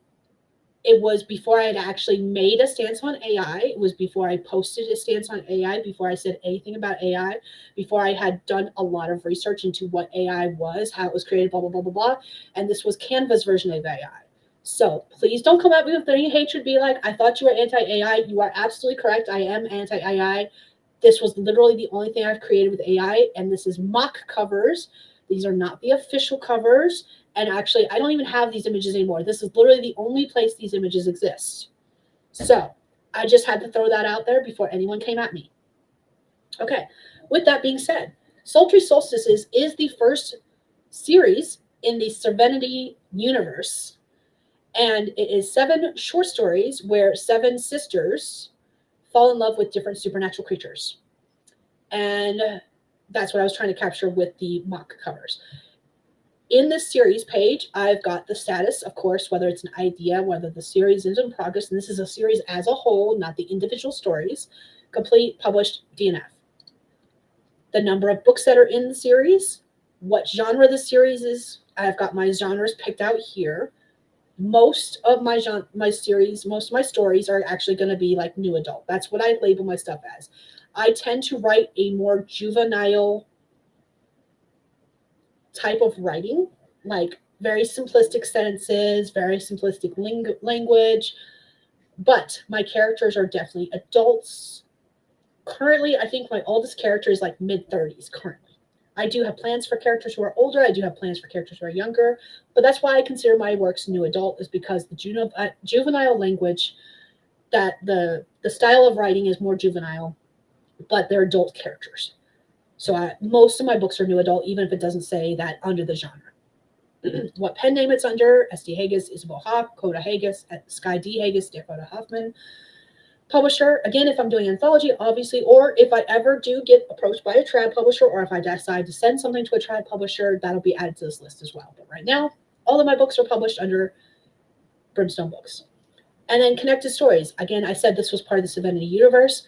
I haven't touched these pages since deciding and creating the rest of the series in the Serenity universe. So the only ones associated currently are the Presumed Dead, which is the first book in the series, was originally part of an anthology. I have discussed that in length in various videos and multiple times. And then I decided to write about the rest of her sisters, which is why it became a series. But the original short story was, that's why it says short story here, and SS stands for short story. That's a link to the page for the original short story when it was part of that anthology. Monstrous Mates is the second series in this world. Captivating Cryptids is the third series in this world. And then I've since added 4 more series, one of which is actually listed on this page. I just haven't I haven't updated the page here, and I haven't updated this information here to reflect that. So that is that information. Down here, again, I've got that banner, which is how it shows up on the series page itself, is because of that banner. And then here I've got the books in the page, where this is an actual individual link to every book in the series. And I've got one for each book in the series. I've got Presumed Dead, Imagined Overdue, Protected Alone, Burned Cold, Isolated Tranquil, Trusted False, and Granted Existent. And for those who are curious, the supernatural creatures in each book, human with astral projection or ghost, depending on your viewpoint in the story, vampire and witch, gargoyle, hellhound, orc, fae, djinn, or genie. Good, depending on your viewpoint. So, below the individual book pages, I've got, again, this was related to my writing journal, and I have it separated so that it only catches anything with the Sultry Solstices tag, or the tags for the individual books in the series, since this is the series page. The task for to do is like what I still need to do in order to get the series ready for publication. Cast and crew. Again, this is one of those pages I set up and then just never used. This is where I can create a character, and I've got a character profile created. For my character profiles, this will be whatever name they go by in the story. So like the first character in the first book is Tara. So she goes, whoops, that's not what I meant to do. I don't even know what that is. Okay, cool. Tara is her name. Tara Dyer is her full name. If they've got a nickname, what their birthday is, their age, their gender. I've got a drop down here for different characters that I have either used or plan to use in the future. Sexual preference. Again, this is actually a multiple, so I can click on any of these. Height, body type. This goes back to those research pages. I was doing research on the type of body they have. Again, because I'm a visual person, I cannot picture things in my mind, but if you give me something to look at, I will know a way to describe it, or I can try to find a way to describe it. And that's more what the body type thing was here, so that I could go back to that visual and see what the character should look like and be able to reflect that in my head. Eye color is also a description or drop down with a multi, in case they've got 2 different color eyes, they've got heterochromia. Hair color and style, I can do, again, multi choice with that. Skin tone, again, multi-choice. Multi-choice is more like if they got vitiligo. I am butchering this word. I am so sorry. I think it's vitiligo. That doesn't sound right. I've got the word spelled in my head correctly. I do not know how to pronounce it. I think it's vitiligo. Physical description would be just text-based, where I just type like their style of clothing that they like wearing, if they've got any scars or stuff like that. I write a lot of fantasy, so I've got this is a drop down eventually where I can write, like in the case of this story, vampire, witch, mortal, um, Jin, Fae, Orc, blah blah blah. Like I'll be able to do the drop down menu for this particular series. Vitiligo. Thank you. Allergies, any allergies they might have, whether or not they smoke, drink, or do drugs. Book appearance, and what it means by book appearance is if it's a series, which of the books they appear in, because this is on the series page. Basically, the way it works is every character will be listed on the series page, but if there's multiple books in the series, that was a dumb way to put that, but if there's they will not be listed on the individual books page. They will only be listed on the series page. So, and then any images. I mentioned that Chibify site earlier in the stream. This is where I will add something like that. For the boy band romance that I've been working on lately, I want to actually create the boy band in Sims. So I will download that picture and put that in the images. So any images or like character fan art that I have created, that will go there. And then below that, I just have a simple list, what they want, what they fear, what they love. And I keep it simple. That is my character profile. And I don't always fill it all out. As you can see, I've been working on this series for a while and I haven't even created the main character of the first story. So like, that shows you a lot right there. So, but now Tara's page should appear. Yep, there it is. And if there was an image associated with it, the image would show instead of this want, fear, love thing. And I can keep adding all the characters for the whole series. Down here, I have another section for world building. There is nothing in this for this series, but I have the ability to add anything about a magic system, religion or religions, if there's multiple, locations talked about or gone to, the political system. This was more for the fantasy world kind of fantasy versus the modern world kind of fantasy, but it could work. Any history or timeline issues. Actually, I probably should be filling this out because the last story in this series, granted existed, takes place across the entire series as a whole. Like the events take place across the entire series as a whole, starting before the entire series as a whole. So I probably should have a timeline on here, but I don't. And then again, any races and creatures. All of these pages are currently empty, but this is where I could put that information. Like I could put information about my vampires and like details about them, like the fact that they have red eyes, and that is not how you spell eyes, and elongated fangs. You ready to go back here? Do you want the camera off or on? Okay, she's saying goodnight now. Be right back. Move your toes. I don't want to squish them. I love you. Good night. So like I could put that information there. I just haven't been. But it's something I could track, especially like since this is going to be. Did you show that? I did not. I will do it on the next stream because this one's already like we're 3 hours in and I'm still talking. Yeah. I have a lot on my Notion. A lot. I keep warning everyone, and now they're seeing for real how much I have. A lot. Is that your stuff? That's all my stuff. They're getting behind the scenes views of everything. But I'm not going through everything. I'm just showing here and there. And they can see it. And they can see it because this is what they see. Hello. Bye. Have a good night, kiddo. Okay. But coming back down here, yeah, all of these pages are empty in the world building section because I have not been filling them out. I could be, I just haven't been. And that is where that kind of information will go if I ever update it. Like I said, I probably should be, especially for this series, because of the fact that this is part of a universe where I need to make sure that since this is all part of a interconnected universe, I probably actually should have all this information. I do need to make a series Bible for this universe so I don't like crisscross all my information. But I don't. I don't have it. Yeah, I keep warning everyone that I have a lot of information on here. And again, it's not up to date because I've been showing you guys how much I have not included on here. That it's all still up here, but not in here. Like it's just up here. Looking at the individual stories alone, Again, we've got lots of information here, lots of data. It's got the title of the book, what the status is, when I started writing it. I don't usually use this much, but like I am trying to use this more when I publish it, when it gets published, what number it is in the series. Again, any images associated with it, character art, fan art, the cover of the actual book, which I have not put in here, stuff like that. Any documents associated with it, like stuff I've typed up that I don't have in Scrivener that I want to post in here. Description, I had the characters as well as like what the supernatural creature was, like a ghost, astral projection. He's actually, we discover more in later stories in the series what he actually is, because by the end of the story, they still have no clue what's going on. They assume he's a ghost, but he's not. They actually tell him he's not.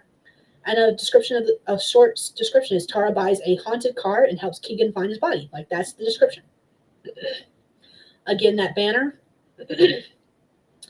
I created all my banners in Canva for anyone curious. And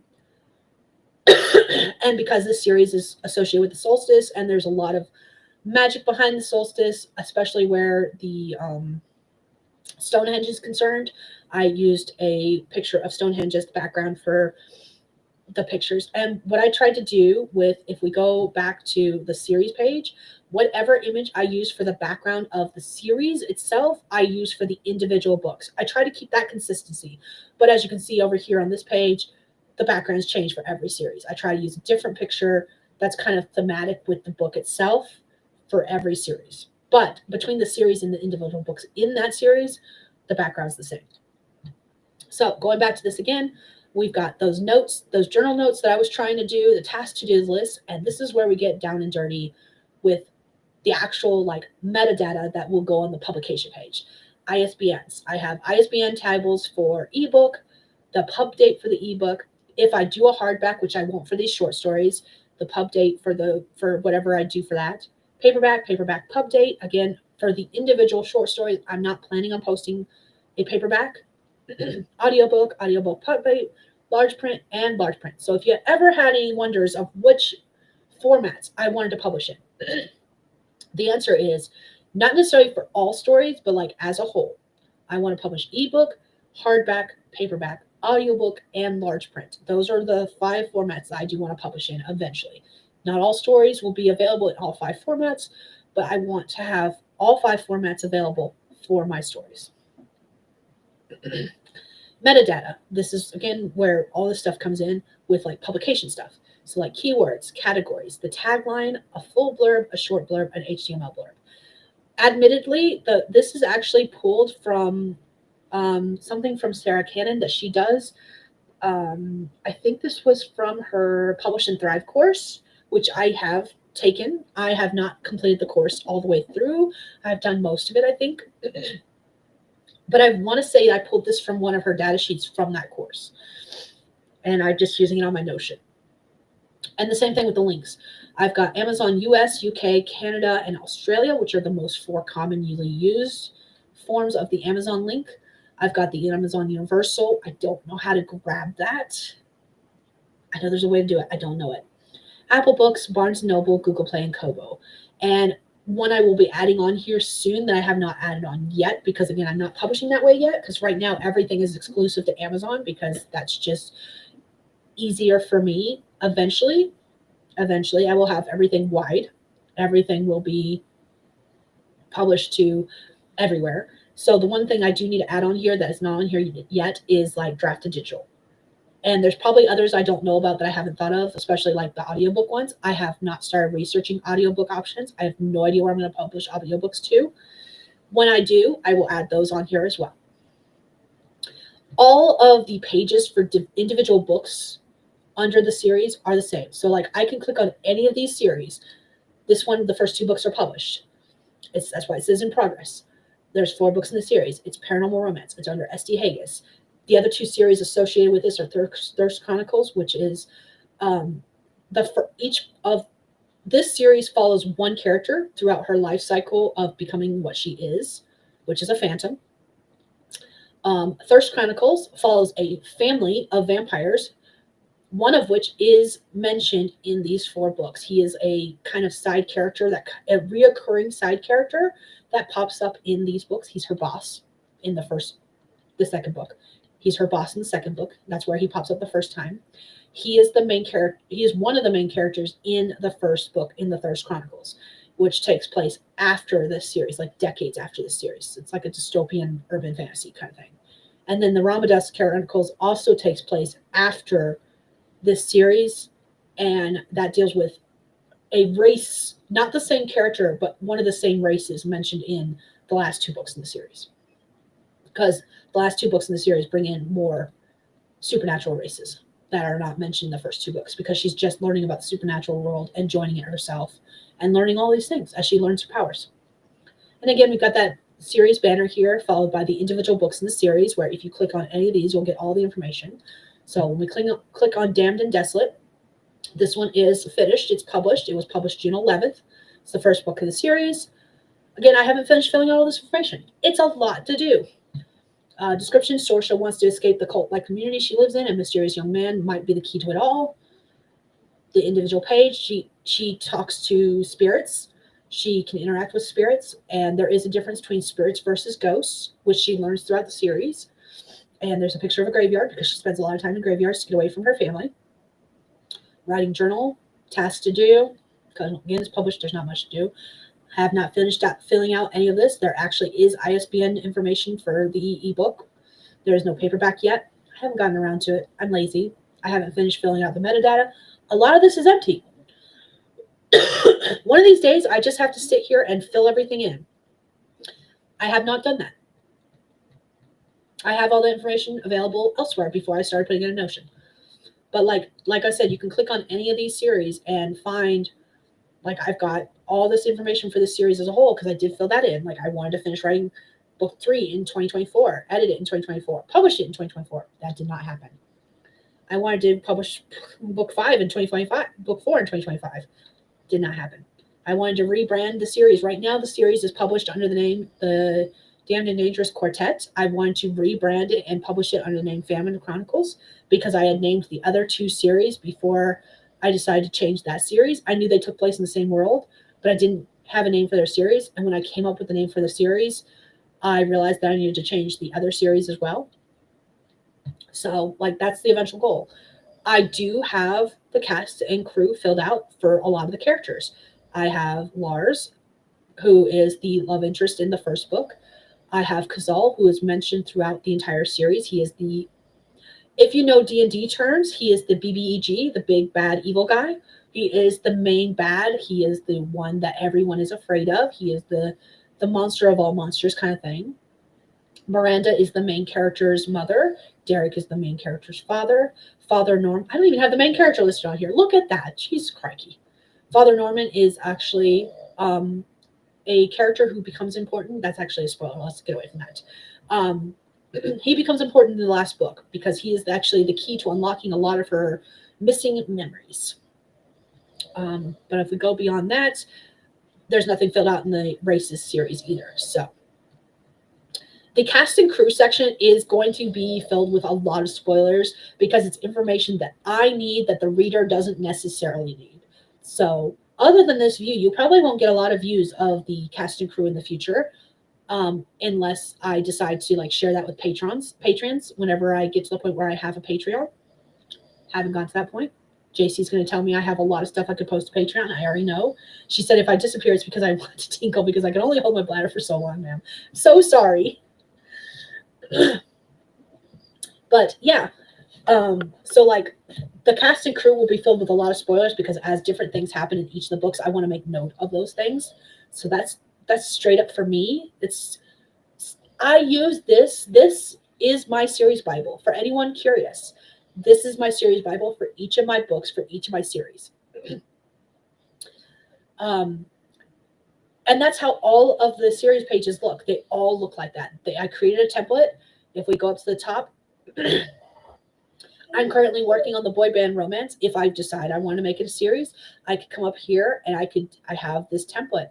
I could create it. And then I mentioned I use Canva for all my images. I could change the cover and create a Canva cover. I mentioned that I was going to talk about the different colors and what they mean. I changed the icon to a stack of books. This one right here. And then I changed the color based on the genre. Blue is urban fantasy. Purple is paranormal romance. Pink is like fantasy romance. Green is straight up fantasy. Let's see what else we got here. Remove, delete this page real quick. Where is it? Move trash. What other colors do I have?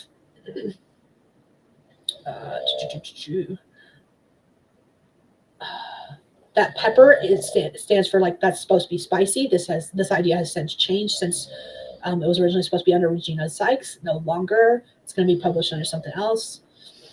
Same thing with this. No longer spicy. Reverse harem. Blah blah blah. Red is anything by Isabeau Hawke. That's that string to your heart. Red string of fate. I read the title. Red string of fate series. Anything by Isabeau Hawke is going to be like more contemporary. Actually, that's Justin. Actually, that was both of them. No, Ogre's Awake. Sorry, that's just straight up Justin. He's loud. I warned you guys. I have to sleep through that most of the time. Ogre's awake and lying on the floor behind me, looking at me like I'm a crazy person right now.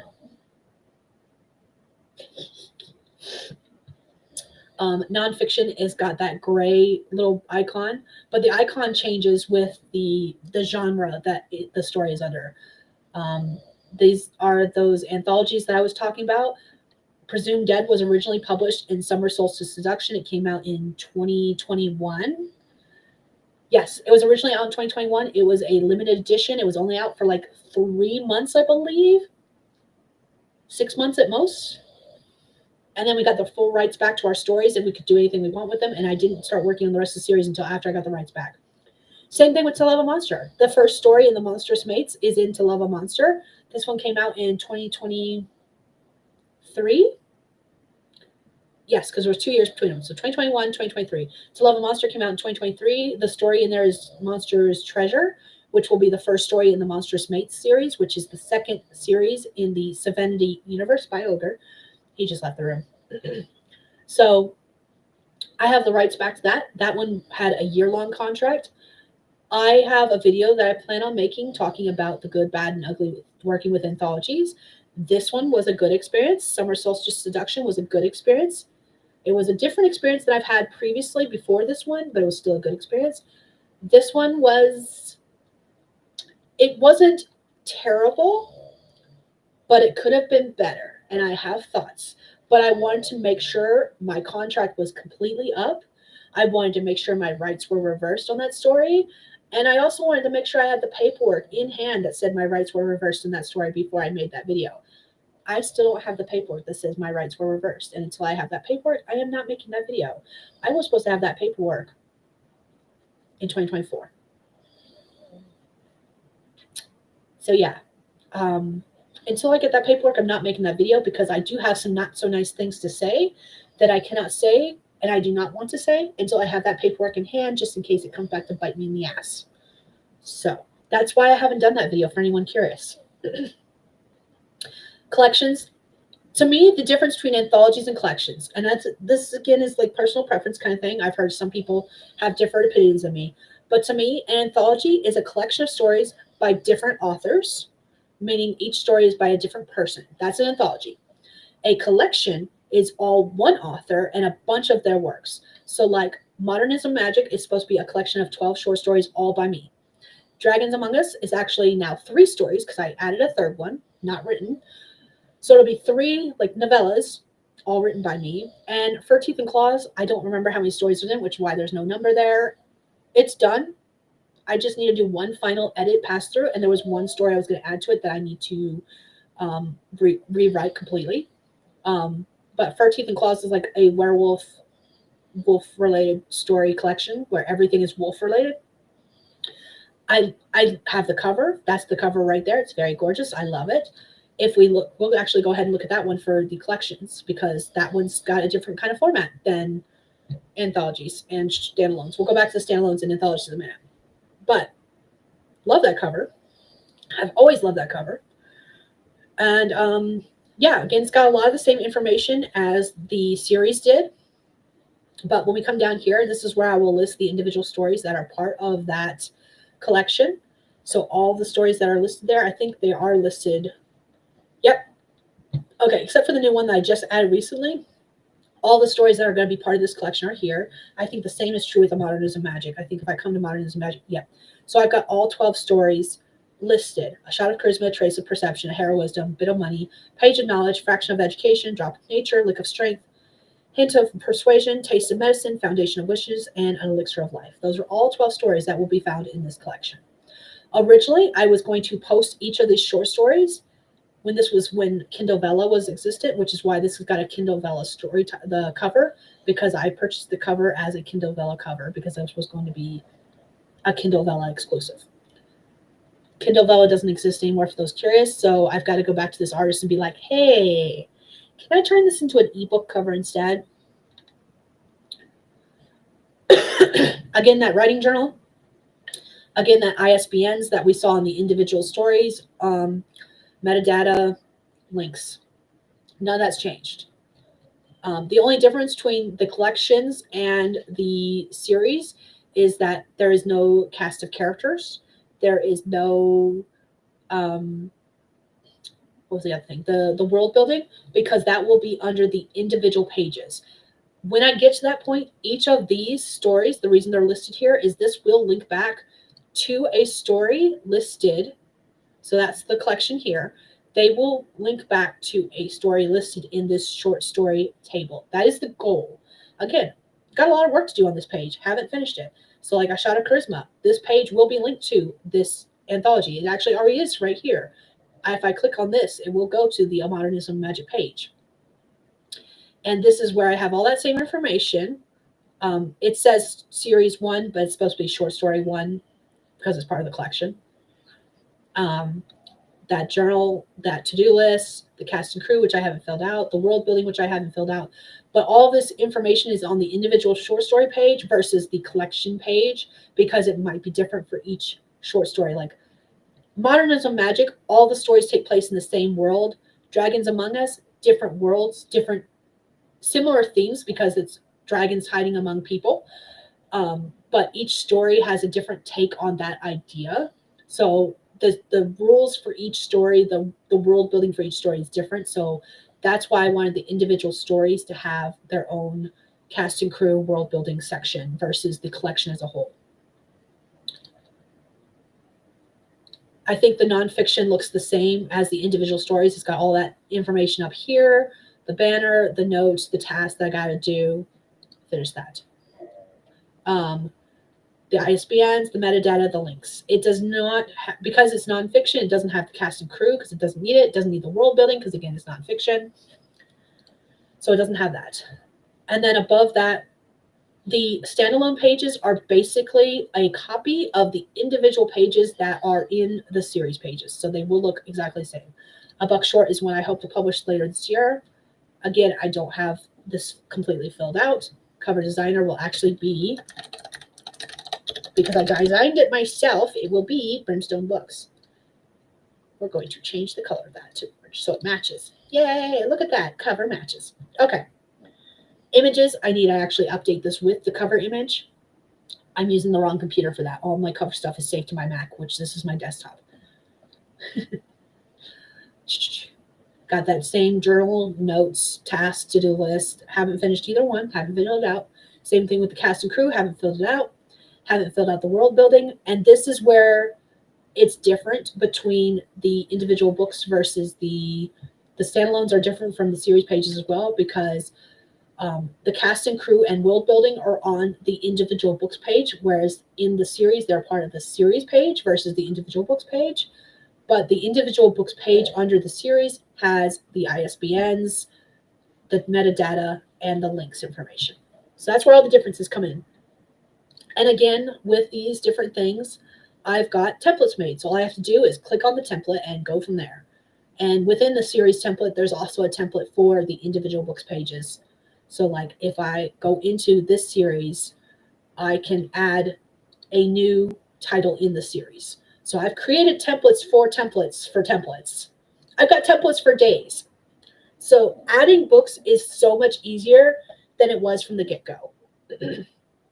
Where The difficulties lie in is if I decide suddenly that I am missing information from these pages, I then have to go individually and add that information to all of these pages. That's fun. I've done that a time or two. But as far as like, I can add the boy band romance as either a standalone or a series, and I can just simply click here and add novel or novella. That should say novel/novella, because this is where all the standalones go, whether it's a novel or novella. And then short stories are down in this table below. And as far as like the short stories go, they are sorted by status, the title, if they are part of an anthology or if they ever were part of an anthology. So like Presumed Dead should be on this list. Yeah, there we go. Okay, A Meaning of Souls is published. You can actually find it on my YouTube channel. It is a fantasy romance, which is, no. Yes, that's why it's pink. Is pink fantasy romance?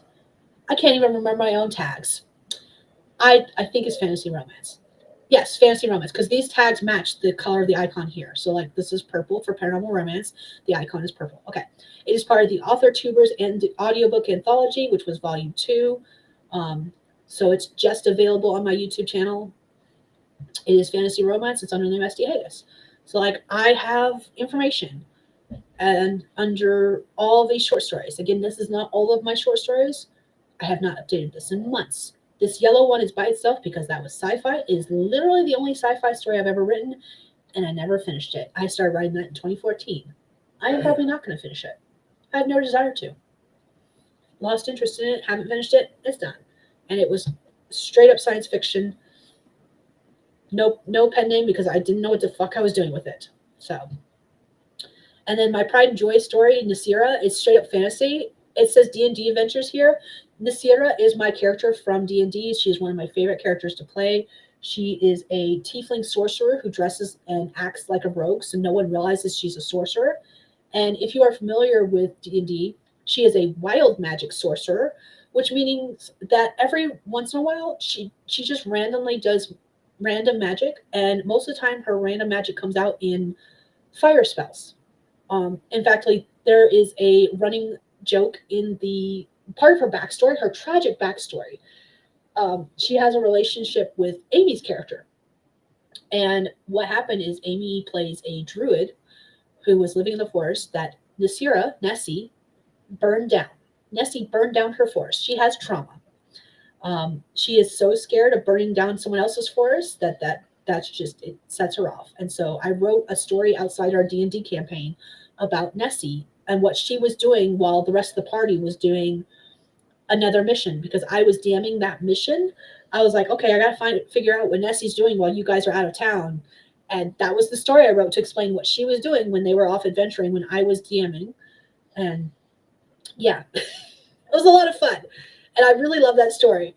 It will never be published, but I still love it. It sits on my computer very proudly. And Justin behind me keeps stealing. So in that character, in that short story, she meets a character who many years down the road becomes her love interest. Like that's canon, part of our tale now. He is an NPC, which is a non-playable character for those who don't know. The NPC is Euryxes, and he is her love interest. And together they open a tiefling orphanage with 13 children, one of which is their biological child, who I've also played in D&D sessions. But that is neither here nor there. Basically, I have a whole canon of events dealing with Nessie. Like, she is lovely. I love her to death, and she is my baby. So, fun fact there about me. If you didn't know, I'm a big D&D nerd.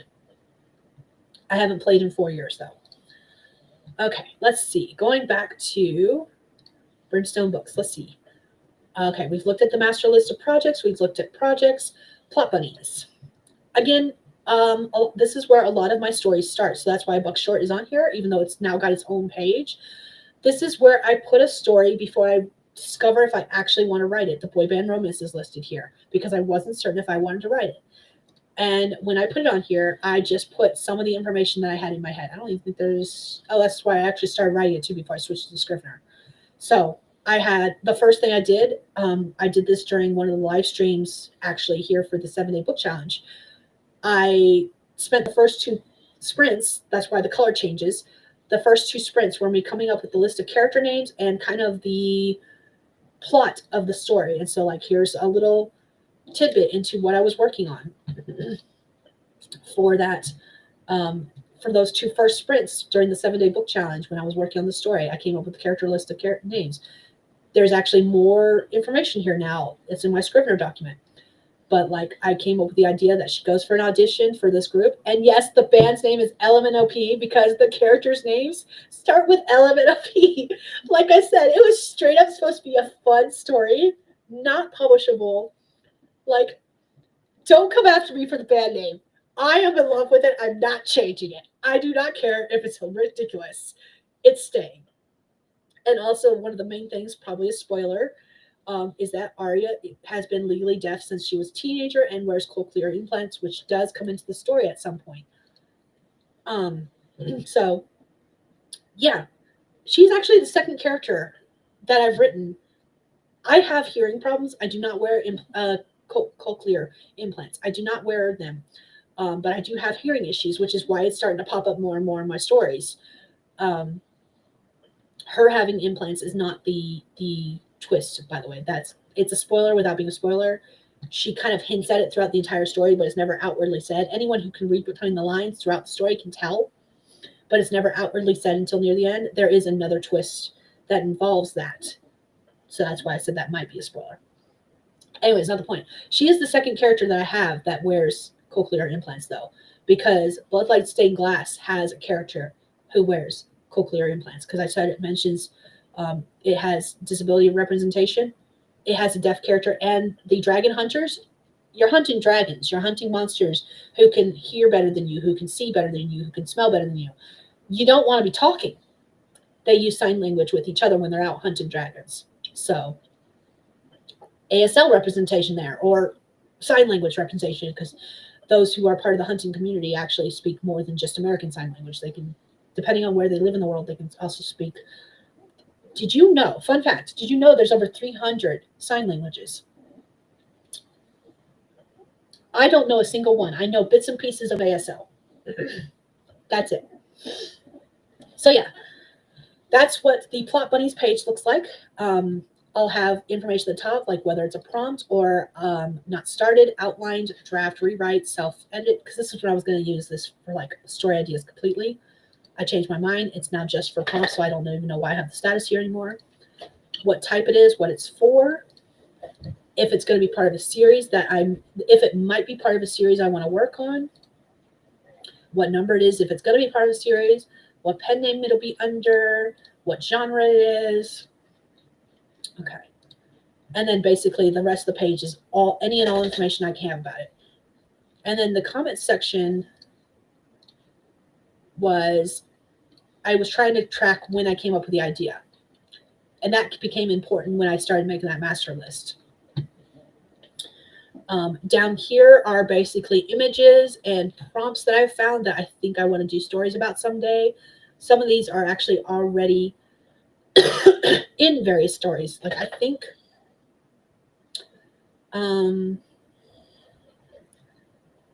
the Magic AU right here that I have image is actually going to be part of the Modernism Magic series. Like, each of those short stories features something dealing with the Magic AU. Urban Wizards pops into, that is actually in the Modernism Magic story. Like, I straight up input that into at least one, if not multiple stories in there. So yeah, this is all like stuff I would like. Beware of Dog. I actually have a short story that's called Beware of Wolf, because the character is a werewolf in a town where werewolves are just starting to come out to everyday people, and one of his neighbors gets him a sign that says Beware of Wolf. And so that's why I thought that was funny, because I found this after I wrote that short story, because that story was written years ago.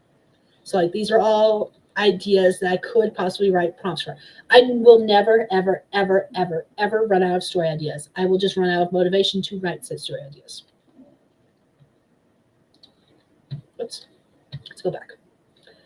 Writing prompts is the same thing. I mentioned earlier that this is where I was starting to write any prompt I was using, like on a live stream that I haven't included into the writing prompt book. I was starting to put it here.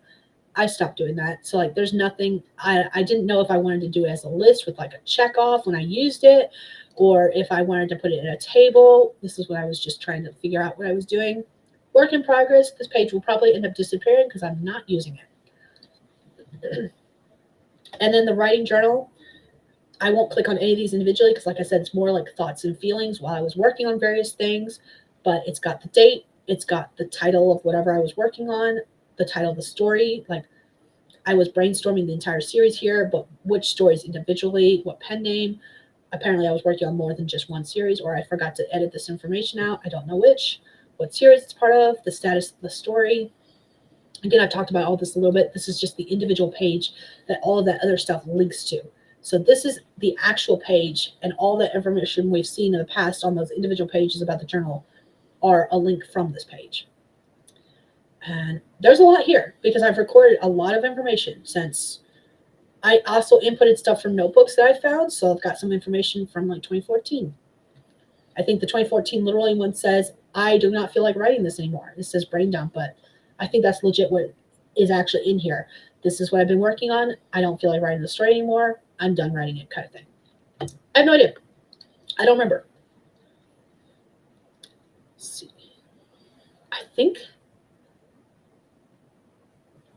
and this is also that link to that page, that writing journal page, and I can look at it in either calendar form so I can see how often I'm working on stuff. This was why I originally started the journal, so I could see how often. Basically, if I had a writing session, I was trying to make a journal entry. Obviously, I have not been using this in a while, but like I was trying to make a journal entry every day if I did any kind of writing related work so I could see how often I was writing. And for a while there, I was doing okay. Like there were some days where every time I worked on a story project, I wrote, even if it was just worked on this project today for this number of minutes kind of thing. I tried to write in the journal. I would like to get back in the habit of this. I like the way this looks when it's in the calendar view because it's an easy shot of like what all I'm working on. But I think in the future, if I'm going to do something like this, since I just wanted to see how often I am working on stories and what I'm doing, I want to simplify this a lot. This is one of those things that's going to be like a work in progress in the future because I think what I want to do is just simplify it. I had all of these icons to talk about like what I was actually working on. A pen was like editing, a little laptop was drafting, the storm cloud was brainstorming. If I was working on multiple projects, I don't even know what this is. It was a book, a brain when I was working on an outline. I don't know why I did a brain. I just did because I wanted to do something other than the storm that I was using for the brainstorm because I like the idea of saying brainstorm instead of brain dump. It's pretty much the same thing for me, but like I like the idea of calling it a brainstorm just because I wanted to use the thunderbolt stormy cloud. Personal preferences. Anytime I was making decisions, I used a cloud icon, stuff like that. But I like being able to see how often I'm working on stuff and what I was working on stuff when I was working on stuff. So I think I just want to find a different way to simplify this. I love this. I love being able to look at this and be like, I wrote X number of days out of 28 because this was February of this year. So I starting February 1st to February 28th, I worked on 1, 2, 3, 4, 5, 6, 7, 8, 9 out of 28 days. But I worked across 1, 2, 3. Nope, that's the same story. So 3, 4 plus 4+ stories across February. I don't know because this one says multiple stories. So yeah, I think it would be cool. I just have to figure out a way to do it that I'm satisfied with, and that's one of the things one of the reasons I stopped using the journals because I was reiterating stuff that I was writing in other places. It became a duplicate, and I didn't want that. Okay, so that's everything under the planning dashboard. We have now officially looked at everything. I think we've officially looked at everything on my Notion that we were going to look at today. We talked about the master calendar, talked about all this. At the very beginning, Eva asked a question about planning. And I mentioned that I do not plan. The master calendar does not have anything publishing related as far as books go. I do not have any calendars related to that. The only thing that could be close to that is that writing journal. And basically, what I'll do is whenever I publish a book, I will make a journal entry that says published X book, XYZ book. And that'll be it. I don't actually schedule anything like that. That is in a paper planner, which I do not have in here, so I can't even show you that. I recently got a 5-year planner, which is where I will be doing most of my publication planning. I don't do any kind of publication planning on this website. This is just, Notion is more for me to use for planning YouTube videos and a story Bible for my works in progress. That's it. That's mainly the two. I've talked about it multiple times. That's the two things I use Notion for. I use it to schedule my YouTube videos, to plan my YouTube videos, to work on my YouTube videos. Everything dealing with YouTube, I do on Notion and Canva. That's it. Those are the two programs I use outside of YouTube itself. And then I use it as a story Bible and a data tracker for my publication information as far as books go. That's it. That's what I use Notion for. I have all of this other information set up so I could use it, and I have used it in the past, but I don't currently use it. Going back to the personal planner, yeah. Like I said, I don't even use these reading journals anymore. I can do a separate video where I go over that information. I have been streaming now for 3.5 hours. I am starting to lose my voice. It is getting hard to talk. So I do not want to talk about that today. I went over the main thing I wanted to talk about today with this tour was the stuff I'm actively using. I have not used these logs because I've switched to spreadsheets for my reading journal, my movie TV/gaming journal. I haven't been listening to any podcasts. I don't use these since I created them, the journal and HB90 planner. I haven't touched them since I created them. There might be some information in there, but again, it's going to be personal information. I don't want you guys to see that, so I'm not going over that. If there is anything there, there probably isn't. I don't even think I updated it. Podcast journal, there's absolutely nothing here. I set it up, didn't touch it. The gaming journal, there is stuff there, but again, you can see June 9th was the last time I touched it of last year. Everything else has been written in a spreadsheet, so there's really no reason to look at this. And it was just me talking about what games I played, when, and whether I liked it. Yeah. Same thing with the movie journal. I haven't used it. I created it. I've got two layouts. I've got the table and I've got the gallery. That's the word. Jeez, crikey. So like I like being able to see the images of the movies I've watched. I do not necessarily like the layout. I would like it if the pictures were like closer together, so it looked more like a collage. But that's just the way it works with a gallery with Notion. And then the reading journal, like I said, I'm transferring this information over to the Library of Dragons. So there's nothing here except for the information I still need to transfer over. And then even the Library of Dragons, it's not accurate because I stopped using it to switch to spreadsheets. And so like I was tracking all of my reading, and I'm slowly transferring everything over to a spreadsheet. It's not up to date, like at all. I can't even go into detail about this because a lot of this information, it's like bits and pieces of information that's being moved to a spreadsheet. And so like it's not filled out and accurate because it's all somewhere else. So the main thing I use on Notion is Collaboration Station, where I go to, if I need to click on Brimstone Books from there, I can, but mostly I go there for YouTube stuff. And then Brimstone Books of Stories, which is also available. This is a page from the Collaboration Station, so I can get to both ways. Or I have looked at this a time or two. I don't currently use it. Like I said at the very beginning, I created it and I haven't really touched it since. But there you have it. That is my Notion. That is what I do with it. This has been a long time coming. I guarantee you in another 2 months or so, I will be so disgusted with something that I change it all over again, because that is what I do. You see these 2 pages, Library of Dragons and Reading Journal. The Reading Journal, the Library of Dragons is the newest page. The Reading Journal was the newest page before that. And the Reading Journal is like the 3rd or 4th time I have changed it. So Library of Dragons is not the second one as it looks like right here. It's like the third or fourth or fifth one. I do not know. I have changed this so many times with how I wanted to do it, and now I've switched to a spreadsheet. I'm just never satisfied. I don't know. Do I eventually, especially where the Brimstone Storybooks of Stories is concerned with the projects page, this is a page I have created a template for that I eventually would like to sell on either Patreon or Ko-fi. Once I figure out, I've got it set up blank for anyone and anyone could use. And so you can fill it in with your own genres, your own pen names, your own publishers and stuff like that. I will eventually have that available for sale. But you could also, if you are good with Notion or you just are good with like understanding how Notion works, you could also like watch this entire tour and recreate it for yourself. Completely up to you. I will not stop you from doing what you want to do. I do not know when I will have it available for sale for anyone who wants to use it. I have other pages that I have templates for. I've got a whole bunch of templates, some that I have created, some that I've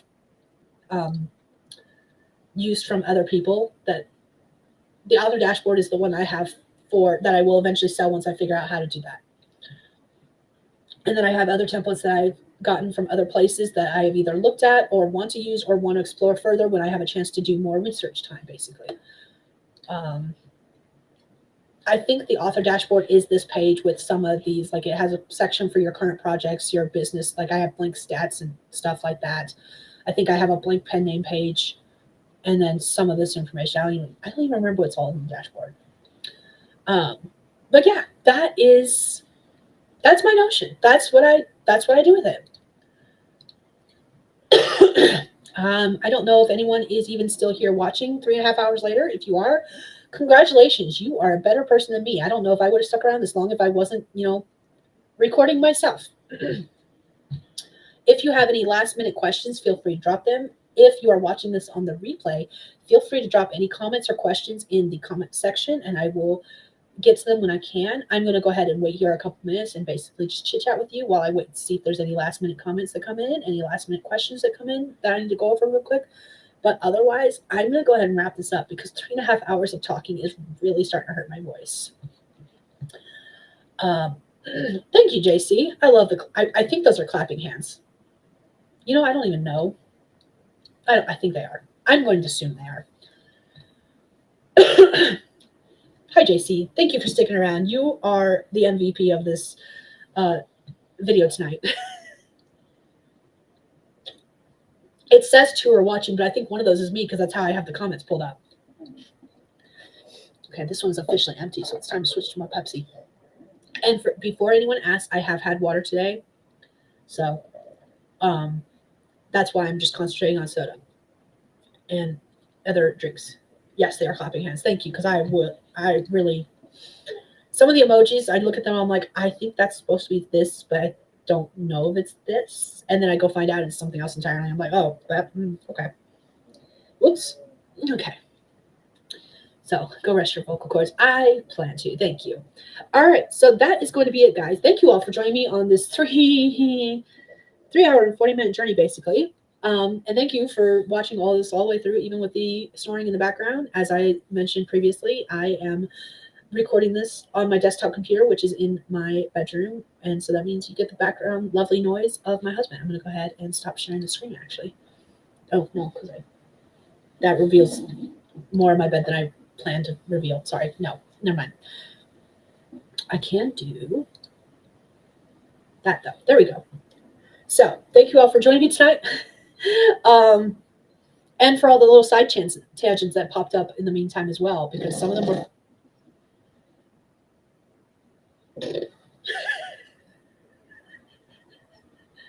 I don't know if that was a human or a dog because both dogs are asleep now. Oh man, that is funny. Bonus points if you know what show that's from. I do not. I do not know what that's from. Sorry. I'm gonna wrap this up. It's 1 o'clock in the morning for me. It's gonna be a long day tomorrow. Yay. Let's see. I think the next time I do want to do more of these videos in the future, not necessarily about Notion, But I've created so many spreadsheets. I've created so many things. 3 Hour Tour. Oh yeah, I have no idea where that's from. I do not know what show this from. Gilligan's Island. I've never seen Gilligan's Island. I told you I grew up in a box. Man. But let's see. I think I want to do these more often, but I think the next time we do it, we'll explore. So we looked at the master list of projects. I think the next time I do one of these videos, I want to do a side by side comparison of the Notion version versus the spreadsheet version, because I mentioned I created a spreadsheet as well. I know, JC. I almost called you Jesse. I don't know why. I'm so sorry. It's late. It's 1 o'clock in the morning. Let me wrap this up and get out of here. Anyways, if you are still around after 3 hours, or if you're watching the replay, thank you.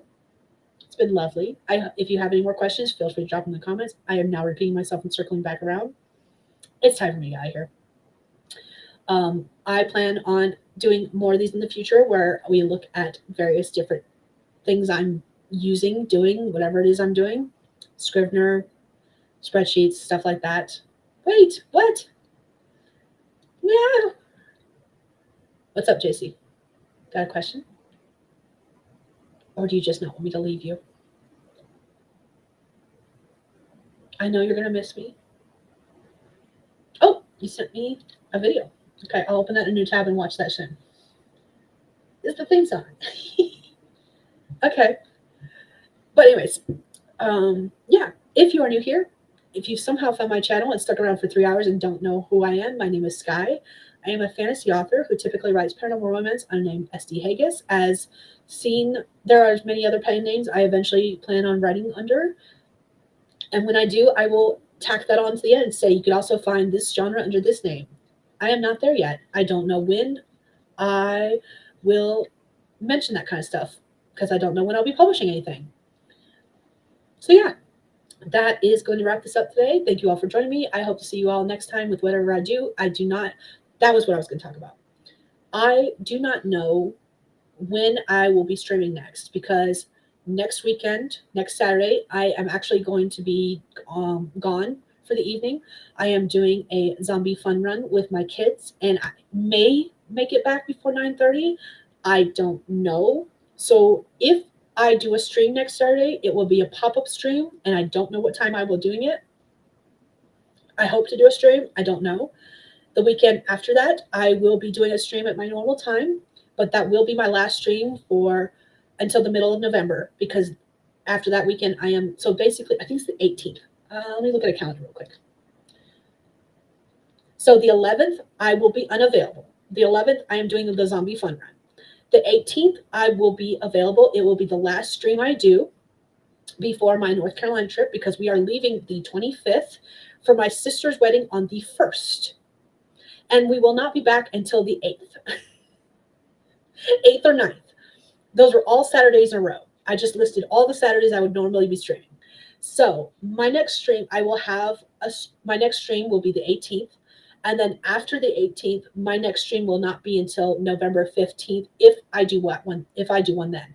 I might not do one on the 15th, depending on how the week before looks coming back from North Carolina. We shall see. So my next stream will be on the 18th of October, and then after that, the 15th or 22nd of November. So I just wanted to put that out there before I forget. I will be making a community post sometime this week coming up to remind people, but I wanted to put that out here before I left and disappeared for good. So thank you all for joining me. That is going to be it. I don't know when I'll next post a video, so live streams are where you can find me any other time.